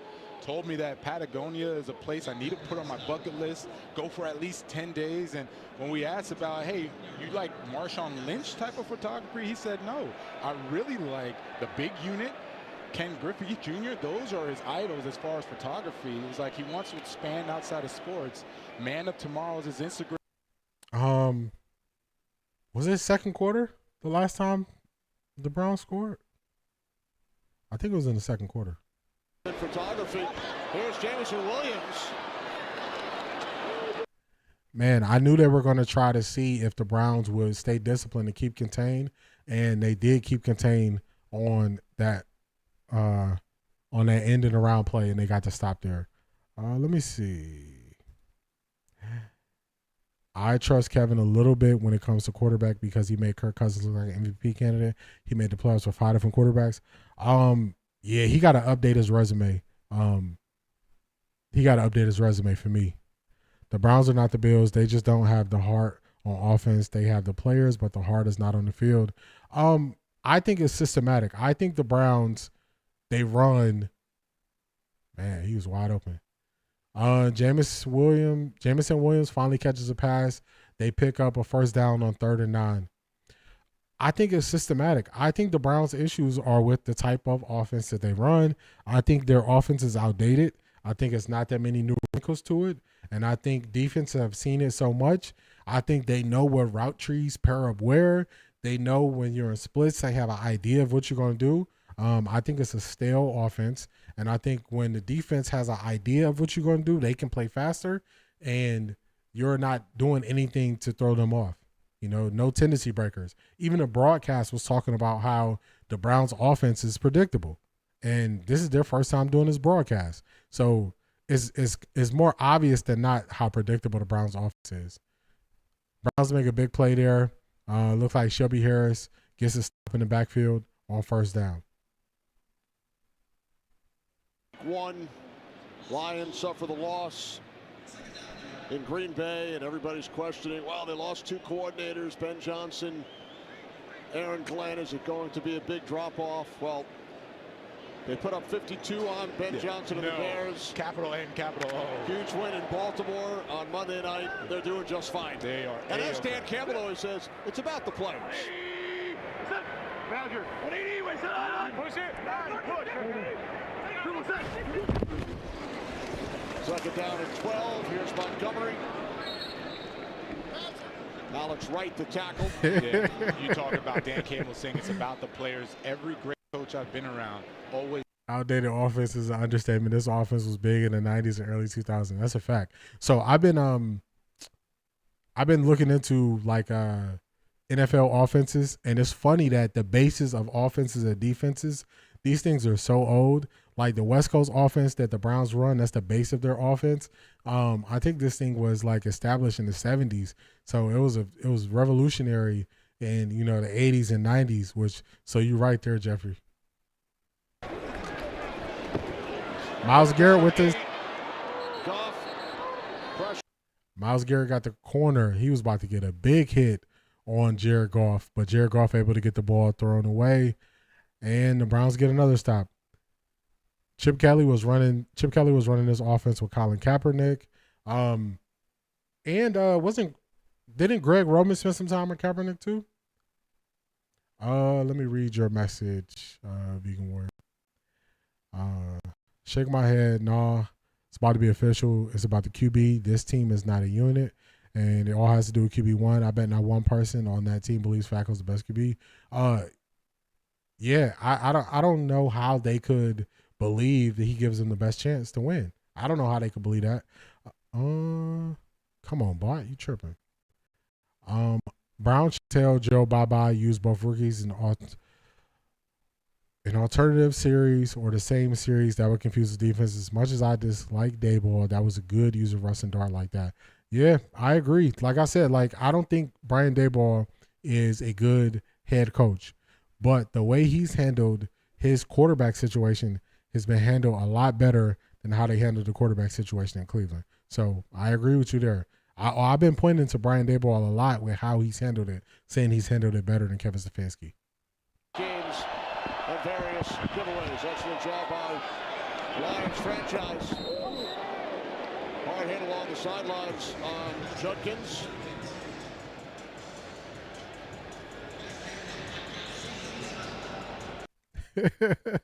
So basically everybody ran this offense.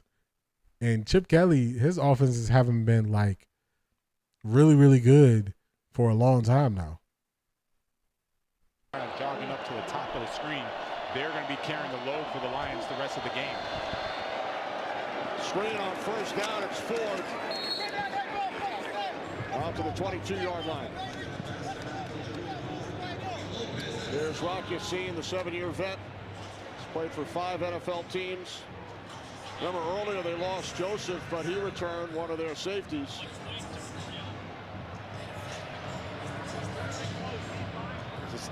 I agree. You definitely got to have belief.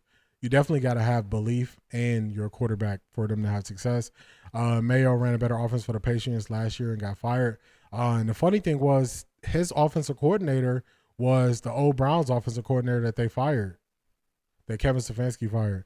Dayball using Dart early to save his job. I agree with that too. This game, Beast, this game is over with. I agree with that too. Hey, Beast, remember you said they're going to get 17? I said no. That was a while ago. Watching as a Browns fan or a player, it almost looks like they've given up. Right? You're not having any urgency. You got guys walking to the line of scrimmage. I mean, what are we doing, man? Let's have some urgency. Let's get to playing. Just over 7 minutes remaining. It's a 3-score game. Lions by 17. Flacco can't find anyone downfield. And now he throws it out of bounds in the vicinity of Jerry Jeudy.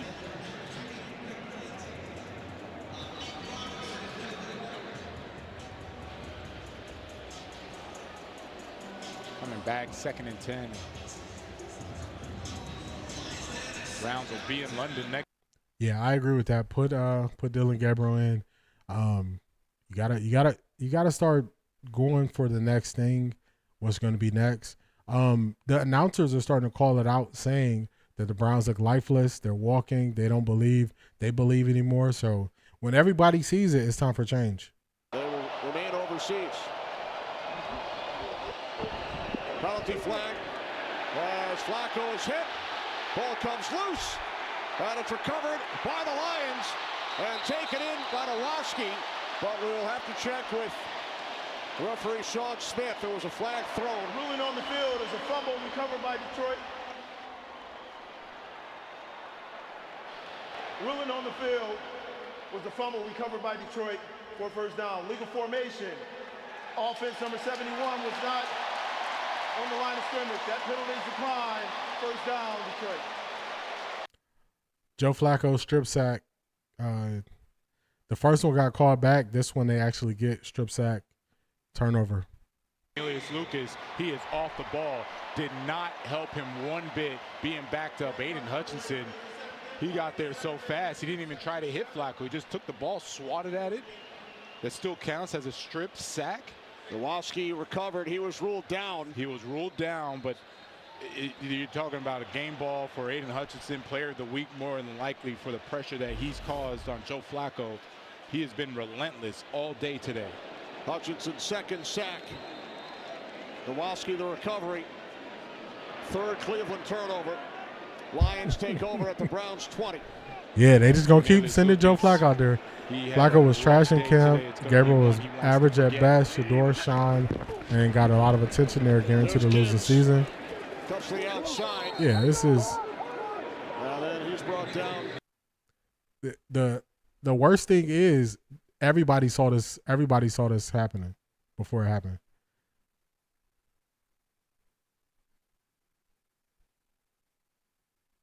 Yeah, hey, Detroit is looking for real. No heart. Yeah, Detroit is looking for real. They looking for real. Everybody kind of saw this thing coming. They saw that the Browns just had too many miscues. The offense is still not fixed. And Joe Flacco is a turnover machine. And when that's the situation and circumstances, then you're gonna have games like this where in the fourth quarter the announcer is calling you out saying it looked like y'all not playing as hard. But how can you expect guys to play as hard when you gotta fake it like Joe Flacco gives you a good opportunity to win? As they should. Jared Goff, such a good veteran quarterback. You know that he's not going to force the issue right now. run a lot of time off the clock. If it's not there, he's not going to force it. They're already in field goal range.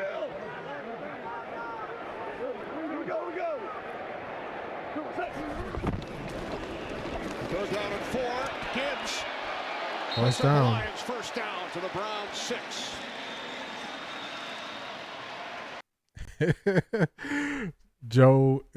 Joe's play is saying take me out. That's a fact. Kevin and Dayball need to be an unemployment line. That's also a fact. You know what happens is you get these coaches that they get more credit for being a good coach when it was more so the player just got a lot better. So Brian Dayball, all his glory came out. Oh, he fixed Josh Allen, but he can't fix nobody else. So then you got to say maybe he didn't fix Josh Allen. Look at Mike McDaniels, who he kept getting opportunities to be a head coach, and really he just was never good anywhere if he didn't have Tom Brady. So when everybody throw these praises at these coaches, you should be able to sustain it or do it somewhere else. And if you never do that, then we know that it wasn't really you. This year, Joe Flacco has definitely turned the ball over more than Jameis did. Offenses are fixed in camp and preseason. The coaching is destroying a potentially good team. Disgusting. Vegan Warrior, yes, they are. Joe is too old to keep playing. Y'all have 2 rookie QBs. Why not try them? That's the $1 million question, Charles. Flacco was an average QB for his career. How they think he could somehow still be serviceable in his 40s. That's a fact. Josh Allen fixed himself. Yeah, because, you know, Dayball got so much credit, and they always remember when he first got to the Giants, they always brought up the Josh Allen thing. If you notice now, they never bring up the Josh Allen thing. They never talk about Josh Allen, because if you could fix Josh Allen, you could have fixed Daniel Jones. Daniel Jones ain't it, and then he leaves, and then look at Daniel Jones now. So, you know, it's bad on your record when you don't believe in a player. That player goes somewhere else and does better. Look at, I mean, I'm over the Baker thing, but to think that it's not a knock on Kevin Stefanski and Andrew Berry based on what Baker turned into, you'd be wrong. That's definitely a knock on them. Dillon probably is like, man, let Joe Flacco play as long as he can. I don't want to play. Let's see what you said, Tony. No, KS said Joe don't need much reps during OTAs, mini camp, or training camp because he knows the offense already. 4 games, Joe averaged multiple turnovers per game. Yeah, and I called it out in real time. I was saying that was a mistake. I was saying that Joe Flacco should have been getting the reps the whole time. And people was like, nah, he don't need the reps. All right, he don't need the reps. Now Indiana Jones light it up. How much you got to light it up for them to take your other name that you had and give you a new name? Vegan Warrior, coaches do very little and the pros very overrated. What they bring to the table is guidance, trust, and leadership. If it's not based in trust and truth, equates to a losing team. Vegan Warrior, I agree with you. I would say the difference with these 2 coaches in particular is because they were supposed to be build their chops up from what they do with quarterbacks and what they could do offensively, and they're not showing it. And you have another touchdown for the Detroit Lions. I wonder if now he will go to Dillon Gabriel. Let's see. Let me know in the chat. It's 33-10, 4 minutes to go to fourth quarter. Do y'all believe Dillon Gabriel is going to come into the game now? Would you put Dillon Gabriel in the game now and get him some plays? What would y'all do? Can't say enough about Amon-Ra and Jared Goff. Jared Goff checks him into the right play. And then that little subtle move by Amon-Ra to set up the block and then whiz back outside for the touchdown goes unnoticed, but he is a phenomenal player. Lions with a short field once again. The sack. Yeah, it's tricky, Jeffrey. That might be the new thing to do. Take a quarterback that was a high draft pick that's struggling, see if you could do something with them. It's a catch-22 because that quarterback can either lead you to success and you're married to him. I will put him in when there were 7 minutes left. I agree. No, I would cut Flacco next week and start Shedeur. Vegan Warrior, I don't disagree. Because then you got to look at a situation. Look at the Miami Dolphins. I was looking at the Miami Dolphins situation a lot this week because a lot of people was going at Brian Flores about Tua, and y'all know Tua his response to Cam was terrible. But now Mike McDaniels is probably going to get fired for the same reason he was hired. Dillon Gabriel is warming up on the sideline, so it looks like they're going to be going to Dillon Gabriel. Not this late. I think the beginning of the fourth, but now he gets one drive. Why not?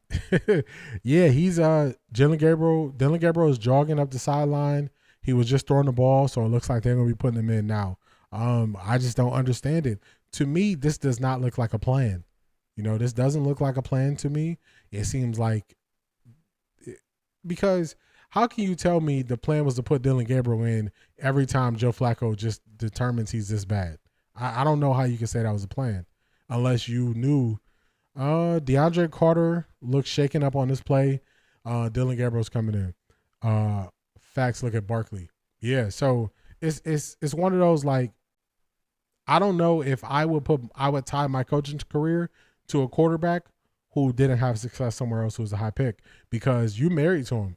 Mike McDaniels, it's hard for Mike McDaniels to go and bench Tua now. He's married to Tua. Carter hobbling off the field. Sun Powers, you called it. They finally put him in. They even took some of the offensive linemen out because Joe Bentonio's on the sideline too. Attempts, and now he is on in relief of Flacco with just under 4 minutes remaining. Taken by Judkins.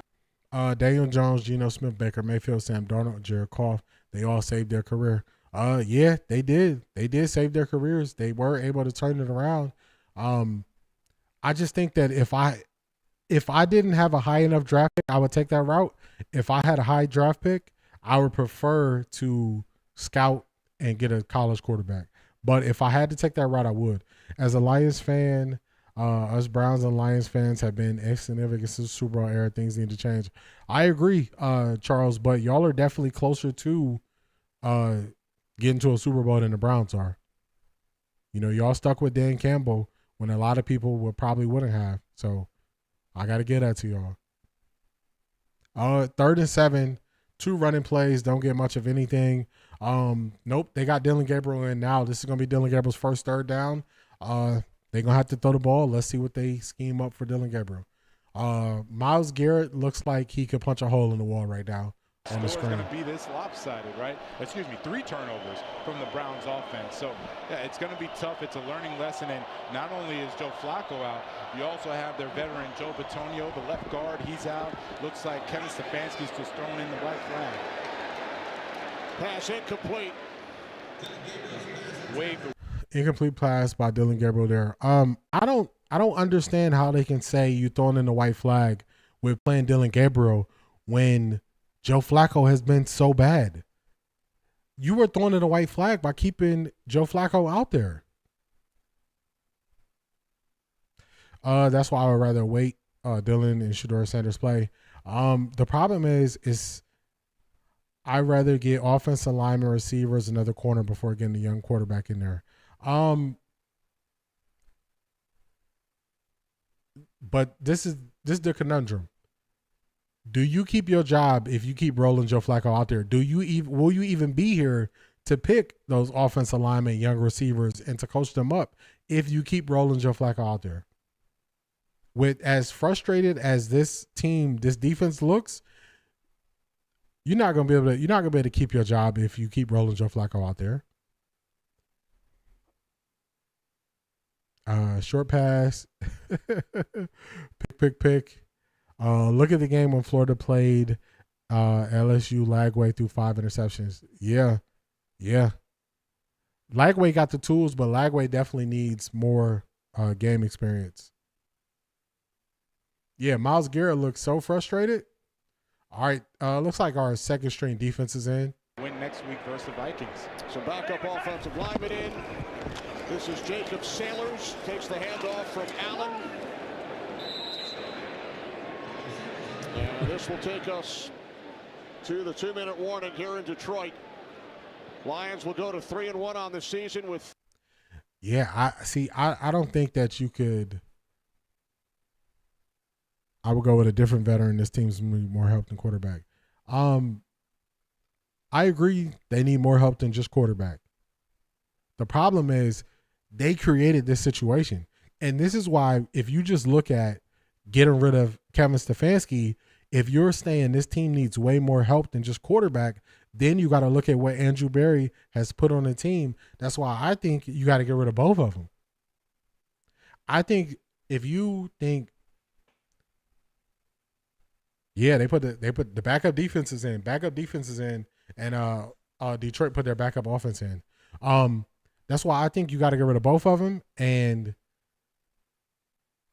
you got to start fresh. And if you think one draft class out of 6 is a good enough reason to keep somebody, then we just disagree on what level of performance you need from your general manager.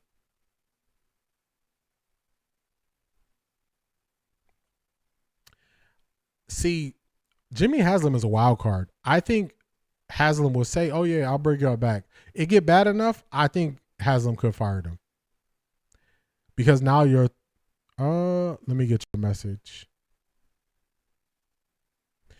Because now you're throwing, that was a 3rd and a 5th round pick in a really bad situation. Inconsistency as a receiver, can't run the ball consistently, offensive line play bad. Okay. I'm not saying none of those things aren't true, Jeffrey, but what I'm saying is if you keep putting Joe Flacco out there, will you get a chance to be here to put them in a better situation? I don't believe so.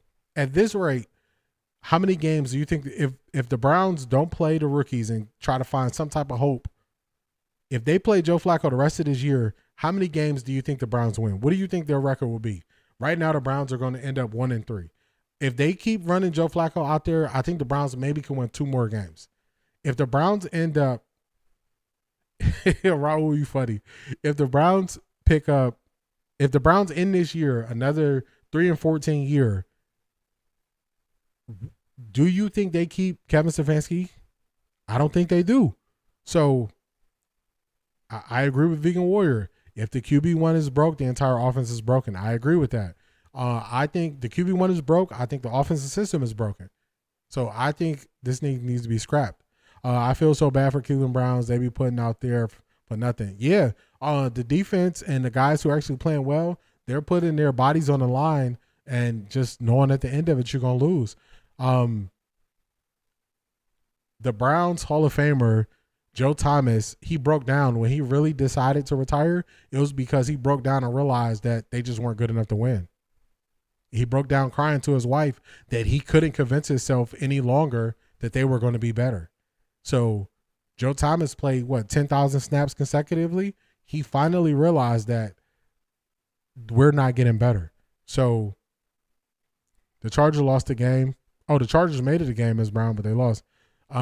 His weed is still under the flag. Raul was back with the jokes. Hey, that was crazy. How did he get caught up under that flag?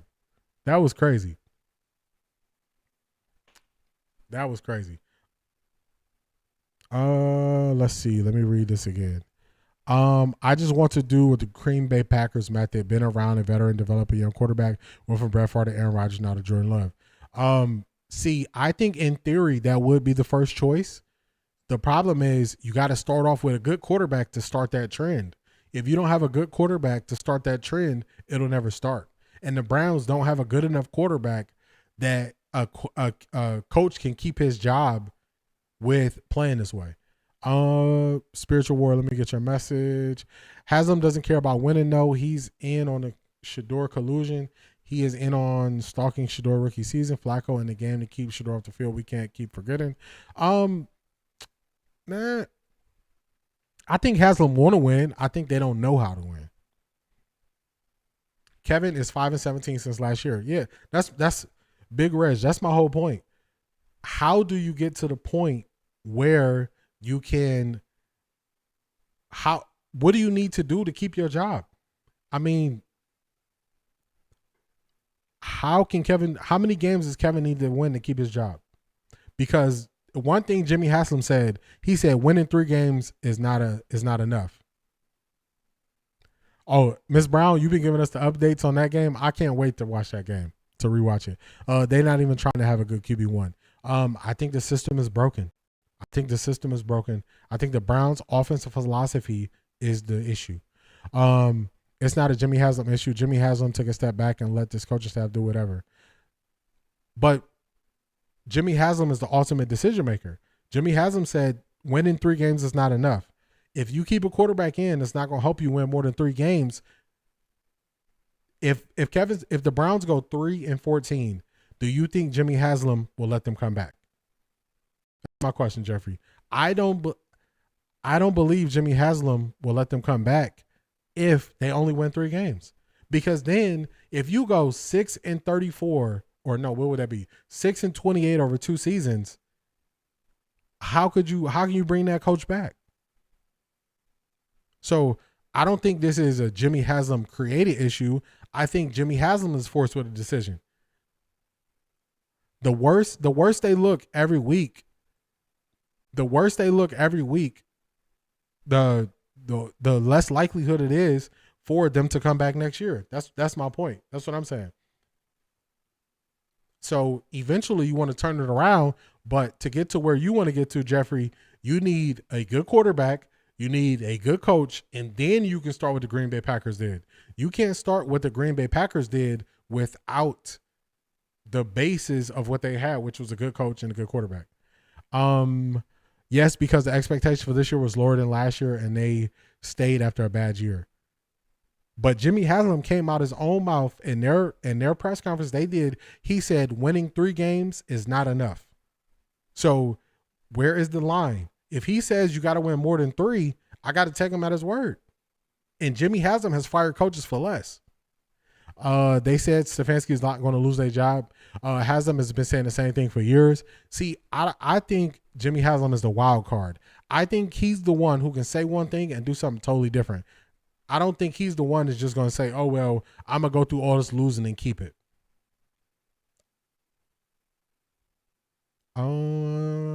If Jimmy wants to really win, why not give Shedeur some work? Jimmy don't want to win.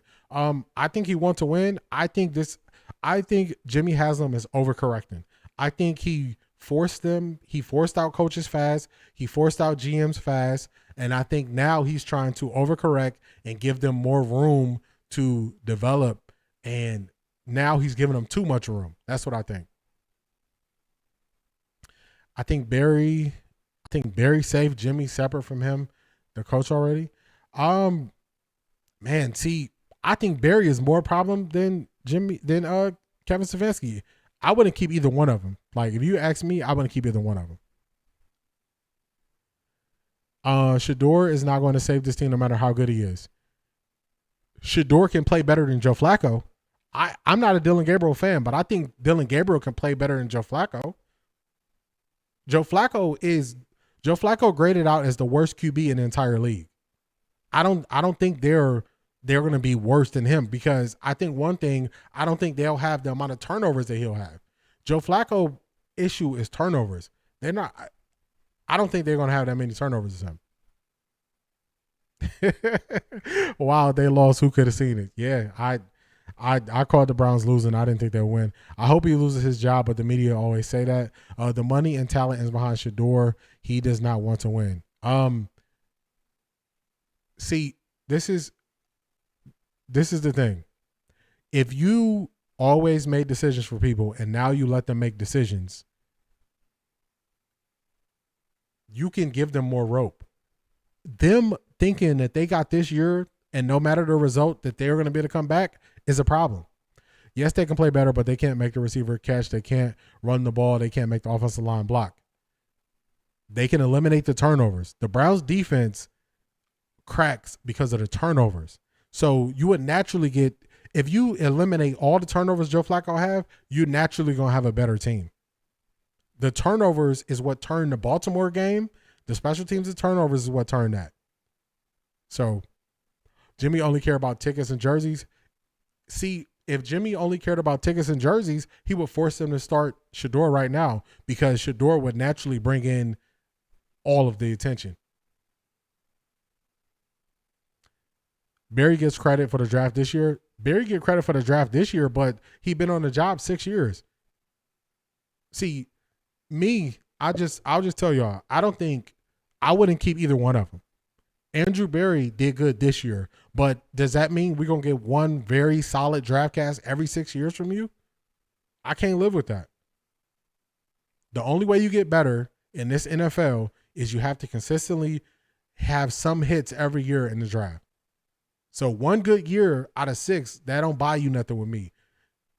Dorsey drafted way better than Barry and put a way better roster together than Barry did, but he picked Freddie Kitchens as a coach. And since he picked Freddie Kitchens as a coach, they fired him. So next year's QB, hold on, let me see. Next year's QB will suck. Better to develop the current QB talent they have.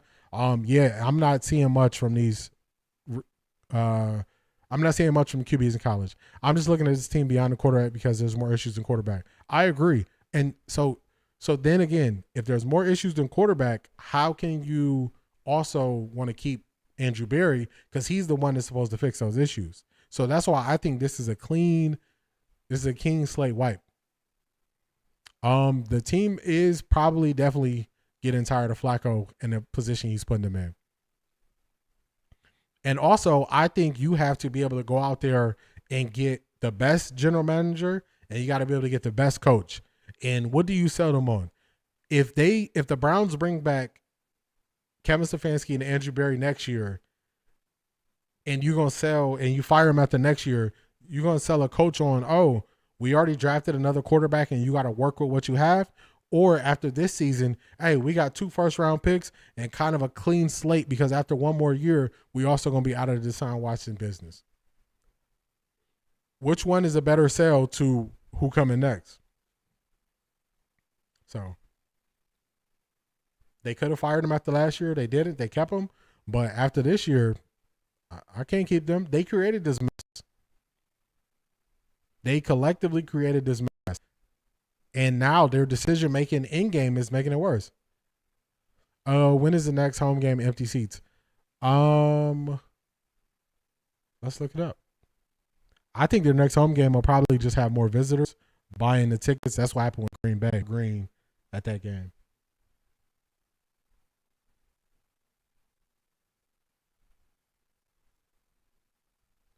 The next home game is against Miami, so their fans don't travel as well, and that's going to be the 19th. So, yeah, they got some time. It might be some empty seats because Miami they're not looking like it's worth traveling for them.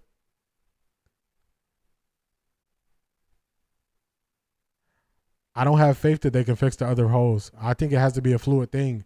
Like this situation at quarterback, it is what it is. They got Flacco. They got 2 rookies. Flacco is clearly not the answer, so you got to go to the rookies because this is who they have picked at quarterback. I mean, maybe I think what you're saying is, I think the basis of what you're saying is instead of ruining the 2 rookies with this bad roster, you wish they had another veteran they could go to and move off Flacco. I think that's what I'm getting from what you're saying, Jeffrey. The problem is they had another one. They had Kenny Pickett. They traded him for a 5th-round pick. So they had one that they could put in, but they got rid of him.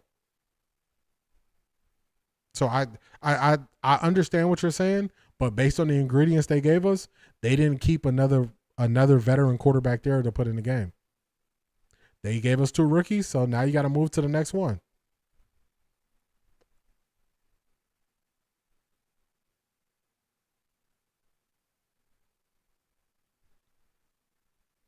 Okay. So we do agree. So all right, we do agree then, Jeffrey, because you want Barry and Stefanski gone. I want Barry and Stefanski gone. So we agree. Okay, I see what you're saying. We on the same page. Yeah, I agree because they made the mess. I think Kevin Stefanski is making the mess on the field, especially with the offense, and I think Andrew Berry made the mess and is the reason why we have so many positions that need to be fixed. So. We on the same page. I agree with you.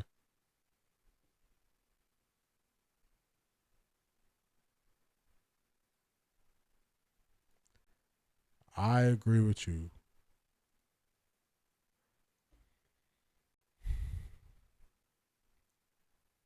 So, well, let's see. Jimmy wants a stadium. Let me read your message. 13. Jimmy wants a stadium. Jerseys bring money. Kevin's days are numbered. Jimmy needs fans, jerseys, and butts in the seats. Kevin's gone before the season ends. I think they're gonna let him finish the season out, unless it's really bad. If they're 1-10 or something, maybe they fire him early. But I think he's gonna be gone after the year. My issue always was with Kevin. How you going to be the head coach and manage play call in the game and updating your playbook? Yeah, it's too much. He put the burden on himself. He thought he can handle it, and now he's not producing. The college coach from North Carolina wanted to come to Cleveland Browns because he had a problem with his girlfriend. Well, the Browns actually had him. Bill Belichick was the Browns coach when the Browns team got moved to Baltimore. He was their coach. He was the coach in Cleveland. And the funny thing was he had an amazing staff. If you look at the coaches that came from that Cleveland Browns team, he had a great staff of guys. So maybe he would have wanted to come back. I think he's going to want full control, and I wouldn't want Bill Belichick picking. I wouldn't want him picking the players. I don't want him to be GM head coach, because that's where he failed at in New England, was him actually taking over the draft. That's where he had the least amount of success. So, it's tough. It's tough. We're going to recap this thing tomorrow. We're going to be back live. I'll be live tomorrow, 10:30 or 11. I thought that was the reason we brought in Reese, because he ran the same offense, but it was more updated. Why not let him play call? Yeah, I want to see Reese call the plays and see what he can do. I've been over Kevin Stefanski's play calling for a couple years. I told y'all, if you've been watching me, I said, look at the second quarter. That's when you see that he does not do well with calling plays. I said in the second quarter, he don't do well. So that's when everybody got to see it today. Everybody got to see that the second quarter, his play calls really fall off. And that's what we got to see. So this has been another great stream. I appreciate all y'all comments. I appreciate all y'all being here. Like, comment, subscribe. I'm going to go get me something to eat. This has been a long stream. But I'll be back tomorrow. Look for the notification. I'm either going to be live at 10. I'm either going to be live at 10 or I'm going to be live at 10:30 or 11. So definitely tap in tomorrow. We'll recap. We'll go over some things. I put together a good show for us. We'll have a good time tomorrow. So shout out to y'all. Clap it up for yourselves. This has been a great stream. And 13 Cal, that's the game. I've been watching that game while we've been chatting at the end of this. Yeah, Philly just closed it out. I wonder, are they going to count that safety since he ran out the back of the touchdown? Because he just, instead of running a play, that's what Indiana did. It's actually smart. You waste the clock by just running out the back of the touchdown. So Philly takes down Tampa Bay. That's the game I was watching as I was wrapping it up. But I appreciate all of y'all. I appreciate y'all. It's been a real stream, but I'm going to go get me something to eat because I'm hungry. And I will be back. I'll be back tomorrow. So tap in with me tomorrow. I appreciate y'all. I'll catch y'all in the next one. Peace.